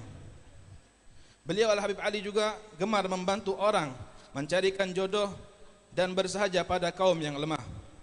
Al-Habib Ali adalah orang yang sangat suka untuk membantu orang yang belum ada jodohnya. Beliau carikan jodohnya bahkan sampai beliau yang menikahkan. Pada suatu waktu Habib Ali melihat tukang membawa barang di pasar yang terjatuh wadah barangnya. Seketika itu Habib Ali membantu mengangkat wadah barang yang terjatuh tersebut tanpa khawatir kotor pakaian beliau dan sakit karena berat barang tersebut. Dan beliau juga Al-Habib Ali ahli dalam pengobatan nabawi dan penulis risalah ilmu. Dalam kesehariannya Habib Ali terkenal adalah ahli tibbun nabawi. Dari pembuatan wafak hingga obat-obatan tradisional, yang terkenal mujarab dan beliau kuasai. Beliau mengarang kitab tentang obat-obatan dalam tulisan Arab Melayu yang berjudul Penggirang Hati, yang beliau sadur dari kitab-kitab yang sahih dan ditulis dengan tulisan Arab Melayu. Beliau juga mengarang beberapa risalah dan mencetaknya, di antaranya Fathul Mubin Al-Ghirrah Al-Alawiyah, Al-Alhuwiyah Al-Hadramiyah, Tanbihul Anam Tanbihul An'amil Jawiyah, Al-Ghirrah Al-Syahabiyah, Al-Asirah Al-Hashimiyah, dan banyak lagi yang lainnya. Habib Ali adalah orang yang suka menyalakan ghirrah dan semangat dalam Islam. Suatu pagi pada akhir bulan Sya'ban, di mana orang sibuk akan menyambut bulan Ramadan, Habib Ali sedang istirahat di depan teras rumahnya. Ada 2 seekor burung berwarna putih mendekat. Kemudian beliau beri minyak wangi dan diterbangkannya. Akan tetapi burung itu tak mau terbang, dan beliau pun menyadari, paham akan hal tersebut. Burung tersebut adalah malaikat Israel. Habib Ali bertanya kepada burung tersebut, apakah sudah ada izin dari Allah Subhanahu wa taala? Tidak lama kemudian beliau berkata kepada istrinya, Ala Syarifah Ruqayyah binti Abu Bakar Al-Kaf, wahai Ipah, sudah ada izin dari Allah Subhanahu wa taala. Al-Habib Ali pun mencelupkan kedua tangannya ke air, kemudian berbaring sambil berdoa, dan beliau pun pergi menghadap Ar-Rafiqil A'la bertepatan tanggal 1 Ramadan 1354 Hijriah atau 27 November 1335 Masehi, dalam usia 87 tahun. Dikebumikan ba'dal asar, terlebih dahulu disolatkan di rumahnya di Toko Lingkung. Pengantar jenazah beliau banyak sekali memenuhi jalan pada saat itu. Semoga Allah Subhanahu wa taala dengan rahmatnya menjadikan manaqib ini sebagai peringatan seorang pecinta untuk orang-orang yang dicintainya, dalam rangka mengenangkan bersama orang yang dicintai. Semoga kita pun dicintai oleh Allah Subhanahu wa taala, dan dengan rahmatnya pula kita mohon agar melapangkan segala kesulitan dan penentram serta pengaman dari segala ketakutan, serta menyampaikan segala apa yang kita cita-citakan, dan semoga kita semua diridhai oleh Allah Subhanahu wa taala. Amin amin ya rabbal alamin. Wal afu minkum. Assalamualaikum warahmatullahi wabarakatuh.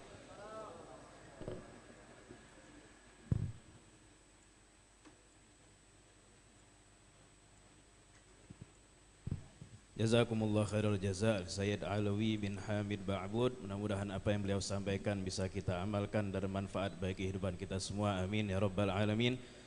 Acara selanjutnya adalah Mau'izatul Hasanah yang pada kesempatan yang mulia ini akan disampaikan oleh Al-Habib Abdurrahman bin Hasan Al-Habsyi. Fa'alaihi falyatafaddal mashkura. Sallallahu ala Muhammad. Udhkurus salat ala Nabi.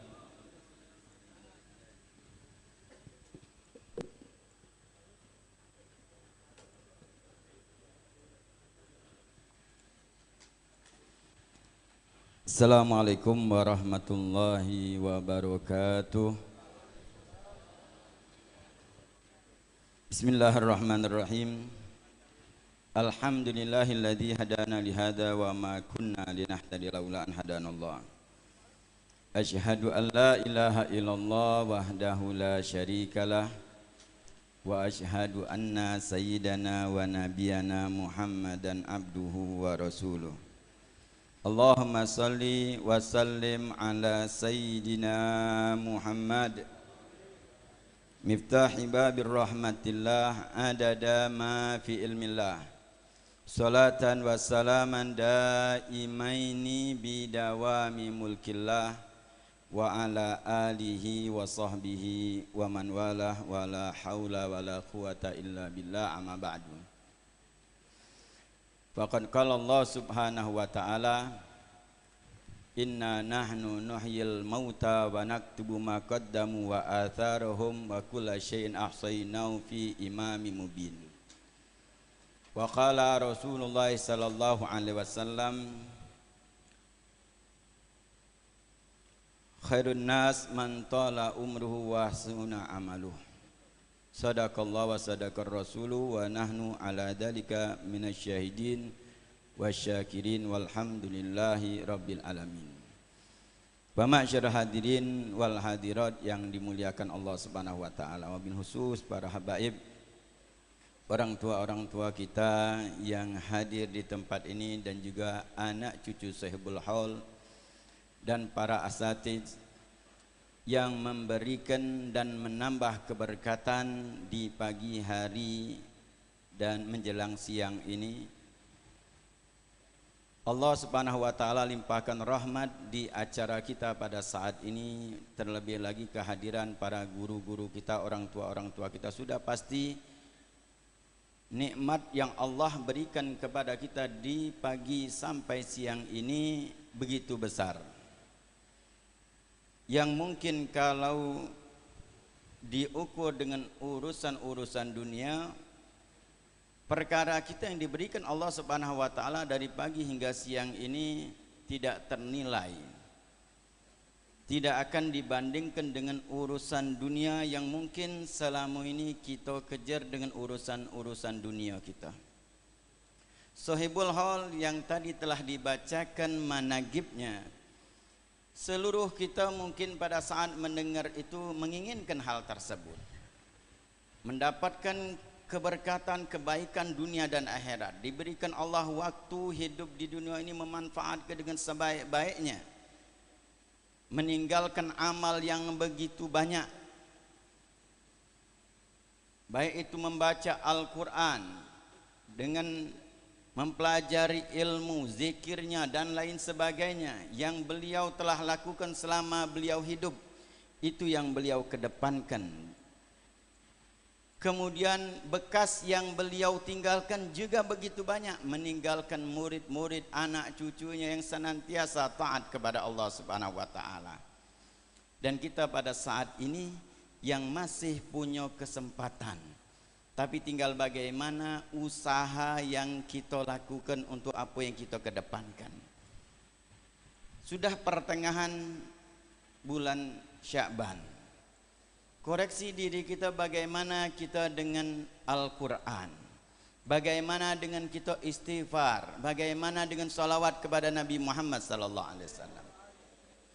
Apakah kita akan menunggu bulan Ramadan baru nak membuka Al-Quran?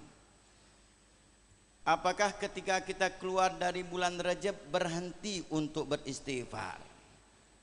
Sudah pertengahan bulan Sya'ban, berapa banyak salawat yang kita baca? Itu yang harus kita perhatikan diri kita masing-masing. Karena tujuan kehidupan kita tidak lain adalah tempatnya di akhirat kelak. Dunia adalah perjalanan, tapi berapa banyak di antara kita, bahkan diri kita tidak sadar kehidupan kita hanya mikirkan urusan dunia kita. Seolah-olah ketika kita tidak memiliki dunia, maka kehidupan akhirat kita hancur. Padahal untuk mengejar akhirat itu tidak dibutuhkan harta. Mengejar akhirat tidak dibutuhkan kedudukan ataupun jabatan. Mengejar akhirat kita gratis. Sholat berjamaah gratis, tidak ada bayar masuk masjid.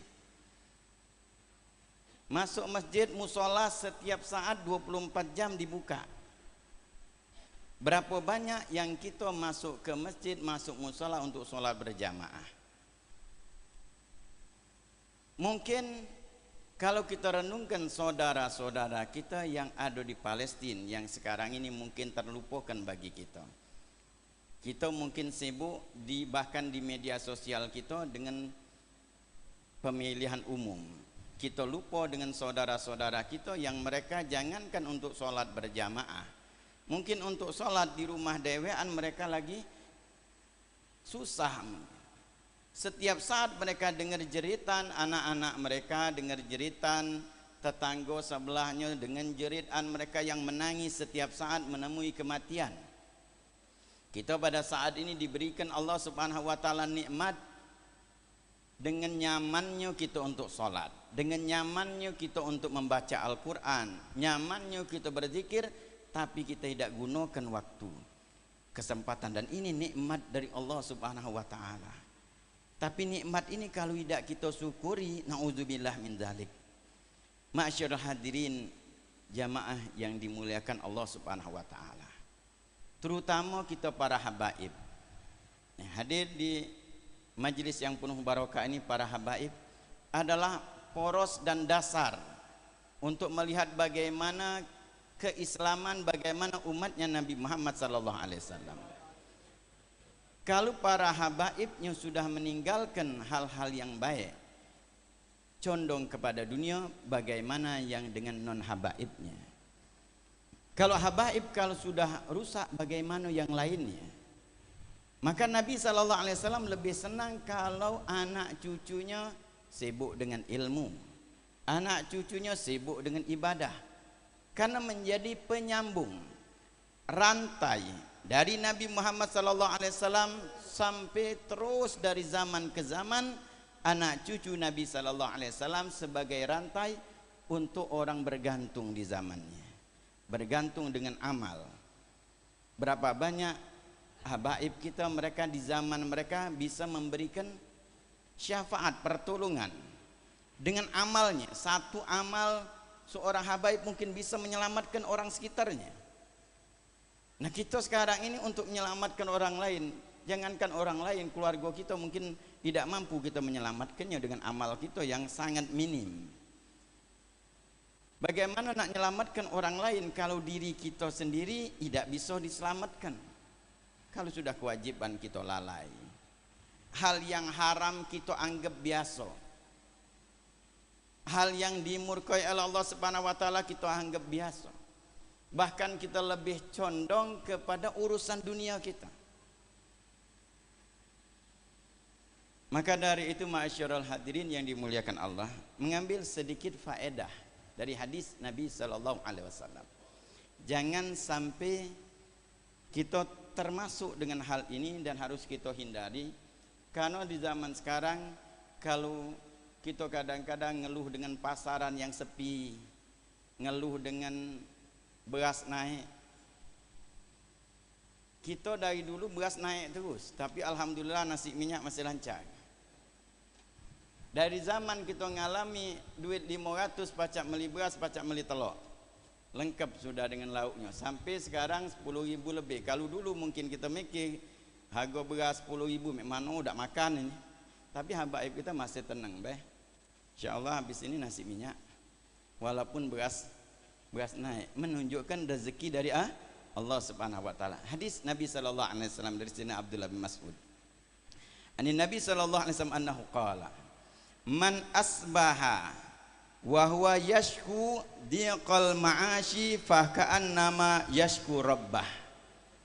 Barang siapa yang mengeluh tentang sempitnya kehidupan, seolah-olah dia mengeluhkan Allah.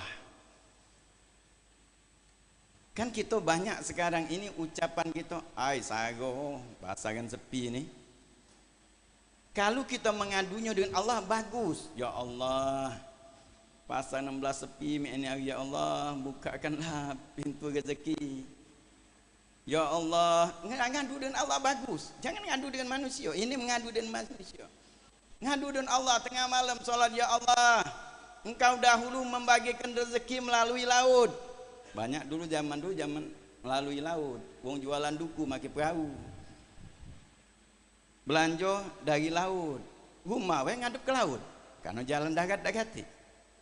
Allah bukakan rezeki dari laut.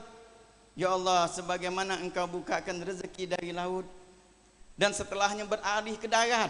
Akhirnya wong senang tinggal di pinggir jalan. Kenapa? Pacak muka toko. Rezeki dari laut, rezeki dari darat habisnya. Pasar Rami, jalan dari darat, sekarang dibuka rezeki, ditutup dari laut, darat lagi jualan laut, darat mulai sepi, dari udara sekarang. Rezeki dari udara, online. Allah kalau yang ngatur itu mau dari laut, mau dari darat, maupun dari udara. Jadi jangan sampai mabuk gitu, maka minum antimo. Mabuk darat, laut dan udara. Itu rezeki dari Allah Subhanahu wa taala. Kalau ngadunya dengan Allah, ya Allah, bukakanlah pintu rezeki. Kalau kita ngadu dengan manusia, hayal berkelakar saronian, ini hari beras naik. Tak tahu kalau presiden ini hari kaget model mana lah. Oh, ngadunya seluruhnya kekuasaan Allah, ngadulah dengan Allah. Ngadunya habis sholat. Kalau sholat kita tinggal modal mana? Dulu kita ngaji dengan para habaib dulu, ngari dengan kiai, nak minta supaya laris dagangan, nak minta jodoh. Ada jamaah tu kadang-kadang ngari nak minta ilmu kebal. Macam-macam ngari habaib, ngari kiai, ngari ustaz, tapi dinjuk apa? Bacaan dikit, salawat bahkan dinjuk. Baca habis solat, baca 3 kali habis solat. Mereka ngongkon kita solat, bukan salah urusan bacanya. Bacaan sedikit apapun kalau kita solat, modalnya luar biasa. Solat kita bagus, maka akan manfaat luar biasa solat kita. Zikir, baca tapi solat. Kalau solat kita tinggalkan, mugol anak bacaan model manolah. Oh no dapat no amalan dari kiai ngamal kenyo solat tidak. Ada kitabnya, dari kitab kiai nyimpen. Bacalah dia. Diongkon 3 kali, baca 1000 kali, tidak tembus. Kenapa? Solat solat tidak. Memang nak faedah, makanya orang dulu solat. Perhatikan solat kita, supaya kita mengadu kepada Allah Subhanahu wa taala. Makin luar biasa rezeki yang Allah Subhanahu wa taala berikan, kita yakin mesti. Apalagi kita di kalangan kita nak lapar itu jauh pecahnya. Kalau kita nyuk sekarang ini kan, sekarang ini undangan, alhamdulillah. Tahlil ini hari zaman dari kecil dulu, tahlil 1-2 itu cuman kopi. Nigo baru ada makanan. Nigo baru makanan. Kalau hall mungkin mandal ini ya makan kadang-kadang ala kadarnya. Ini alhamdulillah buah-buahan ada. Pacak gitu, nengah maulid sambil begenyol, nengah ceramah sambil begenyol. Nikmat rezeki dari Allah SWT. Dulu tahlil 1-2 kopi. Kalau disuruh mi'ana dulu pergilah tahlil, 1 kopi sungkan. Nigo baru datang, tahu pula kita makannya dulu tu model. Tidak lepas dari model, paling tidak godoh. Karena gawaan wong itu, gawaan dari tanggo tu tenong ini sudah hilang kita. Bawaan dari tetangga-tetangga. Kalau dulu sudah ada meninggal di kampung itu mulai ngawak tenong. Yang digawak cuma gendum banyak. Gula, kopi. Makanya hari pertama kopi baik, hari kedua kopi, hari ketiga baru manfaatkan gendum. Gara-gara model ini ada orang nak sedekah, cuman kadang-kadang sedekahnya ni tidak pas dengan hal itu. Urusan dengan wong lain juga dia mampu, boleh dia mampu. Meninggal keluarganya, dia buat 3 hari 8-12, boleh terserah 8-12. Nasi minyak, Mbak Ana meninggal lagi 8-12. Umumkan habis asar, tidak ada habis asar 8-12 sampai 7 hari. Nasi minyak, tak apa-apa sedekah itu. Tapi ingat, yang model ini banyak didoa gua meninggal keluarganya.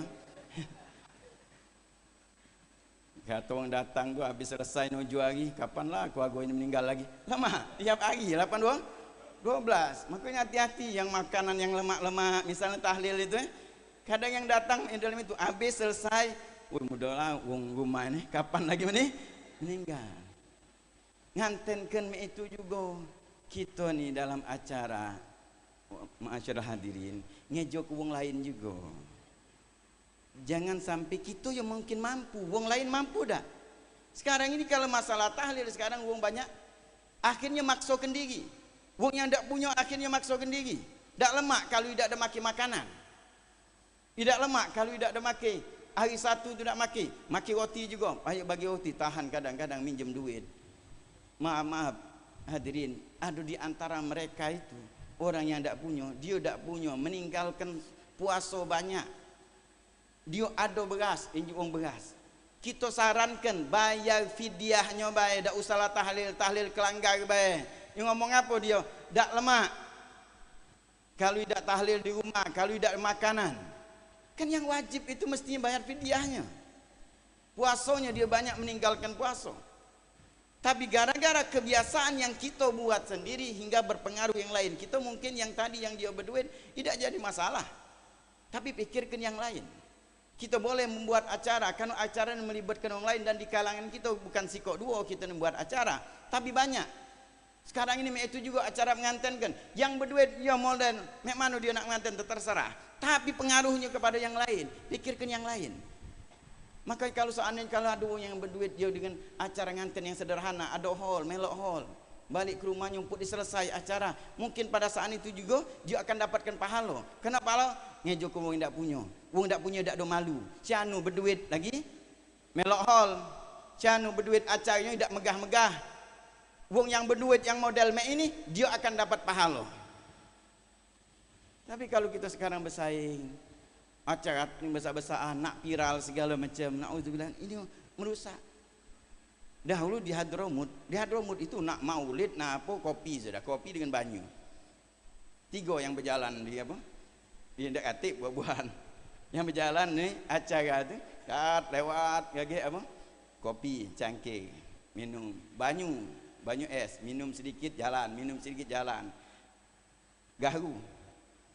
Bohor buat ngipas juga kita, ngipas itu kalau saking lamanya kadang-kadang acara baca maulid itu, kita kadang-kadang tak tahu lagi yang lewat depan kita ni. Ada yang kadang-kadang sampai ngantuk tu lewat tu banyu ngipas ni, nyangko bohor. Nah lewat nyangko bohor. Oi banyu ini, banyu baru minum. Itu di Hadramut itu, dak kata acara lama-lama baca maulid Syarabul Anam dari awal sampai akhir. Zaman Guru kita Habib Salim Asyatiri ceramah 2 jam. Berapa kali tidur, berapa kali bangun masih ceramah beliau. Acara itu luar biasa. Pernah anak dengar pernah di Ba'alawi kalau tidak salah, itu ada acara pakai makanan semen sekali. Diprotes oleh Mbak Aib yang lain. Kenapa? Ini kaget merubah kebiasaan. Biarlah biasa baik. Walaupun mampu, oh aku mampu. Ia memang mampu, suatu ada mampu, dan yang lain timbul kaget akan apa? Buat akhirnya sekali itulah ada jadi makanan sudah biasa weh. Tetap kopi, bukan tidak ada mampu, tapi ngejokan yang lain. Itu yang harus kita lakukan. Kembalikan lagi kita sekarang. Tahlil jangan memberatkan sudah.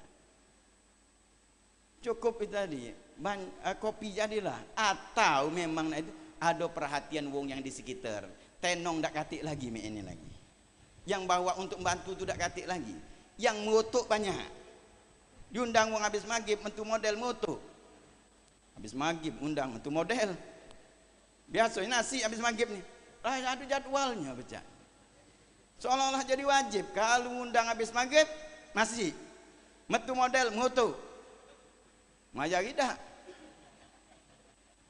Nah ini hal kita mungkin anggap hal ini sepele, tapi untuk akan datang ini sangat bahaya. Terlebih lagi untuk acara ngantenkan.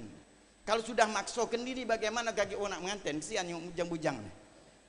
Kalau mikir sekian berapa nyewa ayasan lah sekian juta, nyewanya lagi sago.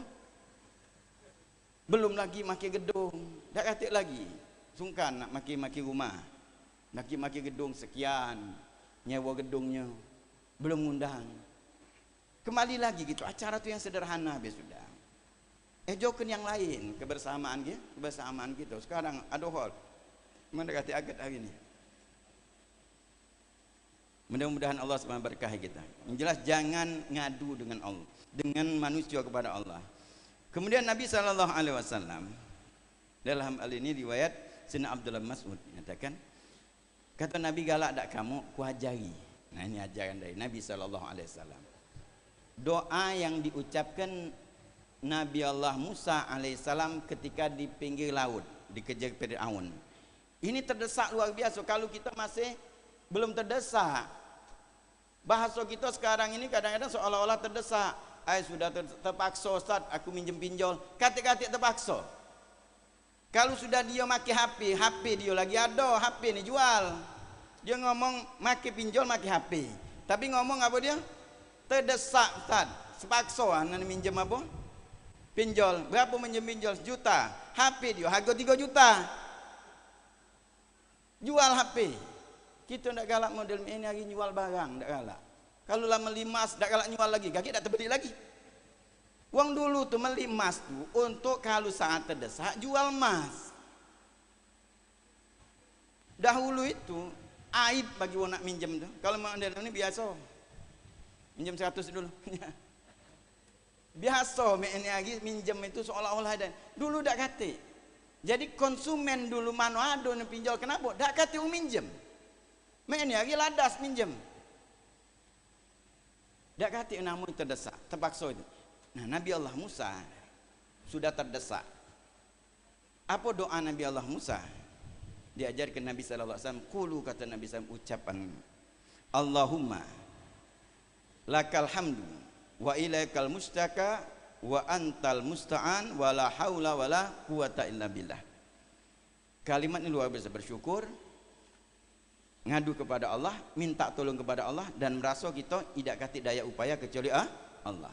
Allahumma lakal hamdu, ya Allah bagimu segala pujian, wa ilaikal mustaka, kepadamulah kami mengadu kepada Allah, walakal musta'an, wabikal musta'an, dengan engkaulah kami minta tolong, wala haula wala quwata illa billah. Itu dibaca Nabi Musa, terdesak baca itu. Kata Imam A'mash menyatakan, semenjak aku mendengar ini tidak pernah aku tinggalkan ini kalimat ini. Oh, ini kalimat ini mengadu kepada Allah, bagus, bersandarnya kepada Allah Subhanahu wa taala. Baca itu tinggal kita ngadunya kepada Allah. Biasakan curhat dengan Allah Subhanahu wa taala. Biasakan dalam itu. Maka kalau kita ni ada masalah gano sudah. Dak ada wong tu dak katik masalah. Anu tu lemak katik masalah. Dah. Sabar dia tu, tenang. Masih metu dari rumah tu rapi. Ini kalau baru masalah dikit metu dari rumah, kopi ala megeng. Baju salah ngancing ke. Yang model ni jingok wong sungkan, wong nyingok kita. Tengok tu keluar rumah senang. Kata orang berduit terus. Kata orang apa dak katik masalah. Nyingok kita tu kalau baca wong tu melok senang dengan kita. Nah itu lemah. Ini gawe mengut, mutu. Ngadunya dengan Allah. Jadi biasakan ngadu dengan Allah, jangan ngadu dengan manusia. Karena kita ngadu dengan manusia sama we kita mengeluhkan Allah. Allah nah ngenjuk aku buntu, Allah jadikan aku buntu. Allah, karena segala sesuatu Allah yang menentukan kita. Itu yang pertama. Kemudian yang kedua, hadis ini 3 ikut Nabi sallallahu alaihi wasallam mengajarkan. Man asbaha li umuri dunya hazinan faqad asbaha sakhitan 'ala Allah. Barang siapa yang di pagi hari sedih dengan urusan dunia, maka dia sebenarnya marah dengan Allah. Wah, ini sedih urusan dia, marah dengan Allah. Karena dunia Allah yang menentukan gal-gal. Jangan sedih kita urusan dunia. Kalau misalnya terlintas di hati kita sedih dengan urusan dunia, pikirkan para salaf kita, pendahulu kita. Mereka sanggup, tapi kita lemah. Memang kita nak sedih sekarang ini. Urusan kita lemah. Dahulu wong masak sayur. Nyadi kenapi sayur make. Oh, teropong dulu. Kalau kayu basah sayur, masak nasi biasa sayur. Bangsa ini lagi dak termakan gitu. Sisip nunggu jam 2 baru masak. Mana? Nyadi kenapi sayur. Apalagi tadi hujan. Kalau sekarang tinggal nunggu dikit lagi. Belum jam 1, tenang be, betul itu nasi minyak. Tak perlu lagi masak, sudah ada. Dulu mak itu apa? Allah mudahkan, ada kompor. Paling sagonya nyabut isi bumbunya be. Nyabut di rumah kompor ini lah udah api dikit, mulai bungkai nyabut sumbunya. Paling kita diongkon melim itu bah. Akhirnya ada kompor gas. Mudah lagi. Sudah ada kompor gas menen, lah mudah lagi pula banyak jualan. Males masak, tinggal beli. Nah ini lagi lebih dimudahkan lagi. Apa mudahnya lagi? Pakai HP, GoFood. Tinggal nanti jigit kuang dari Jabu sudah ngawak. Tinggal mudah. Apa yang kita nak keluhkan urusan dunia? Kenapa kita nak sedih? Senang mestinya kita. Kalau sedih urusan dunia, kita itu marah dengan Allah. Padahal Allah ngenjuk, kata Allah mudahkan kamu. Dinjuk Allah rezeki setiap saat. Mudah segala urusan, masih nak mengeluh. Dan yang ketiga, lapar ini. Ini juga sangat penting yang ketiga ini. Kata Nabi sallallahu alaihi wasallam, "Man tawadhu'a li ghaniyin liginahu faqad dhahaba thulutsa dinihi."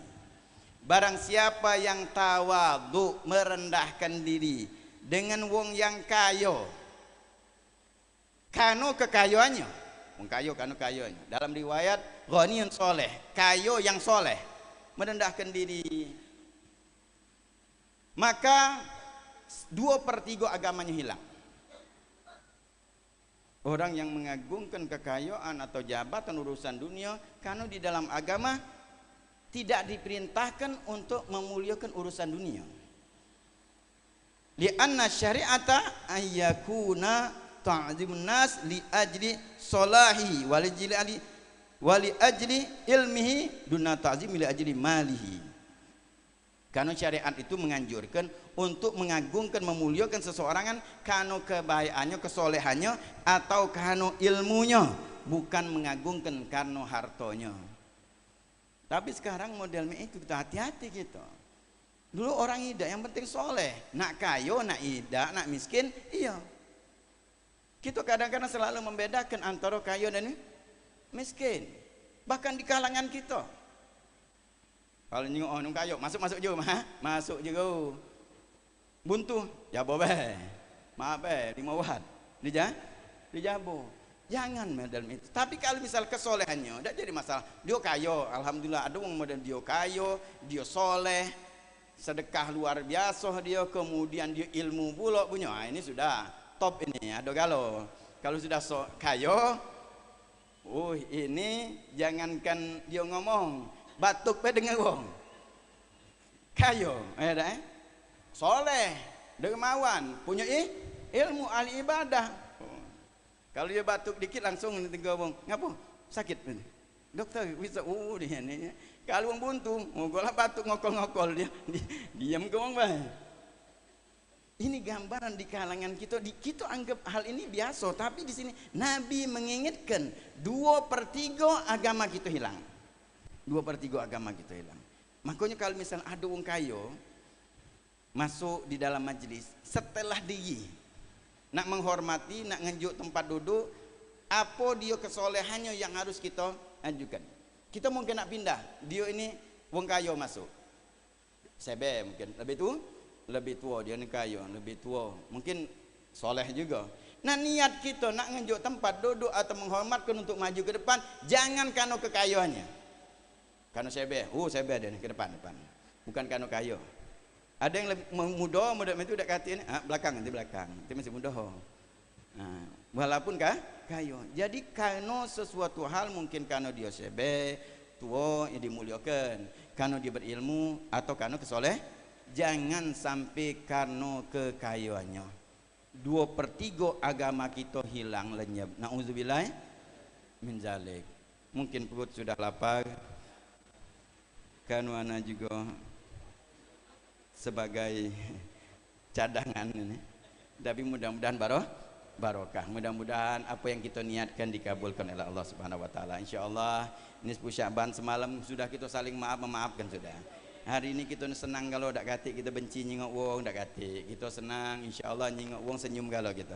Karena di hati kita dak kate lagi kebencian dengan sesama muslim, dan mudah-mudahan Allah Subhanahu wa taala kabulkan segala hajat kita. Terutama semalam kita panjatkan doa insyaallah Subhanahu wa taala kita termasuk seluruhnya dimerdekakan Allah Subhanahu wa taala dari api neraka-Nya Allah Subhanahu wa taala, dan Allah Subhanahu wa taala juga berikan kepada arwah yang telah kita doakan, dan juga orang tua kita yang telah mendahulu kita, dan juga orang yang pernah hadir di tahun tadi hadir bersama kita, mudah-mudahan juga mendapatkan pengampunan di sisi Allah Subhanahu wa taala, dan Allah Subhanahu wa taala sampaikan kita di bulan Ramadan.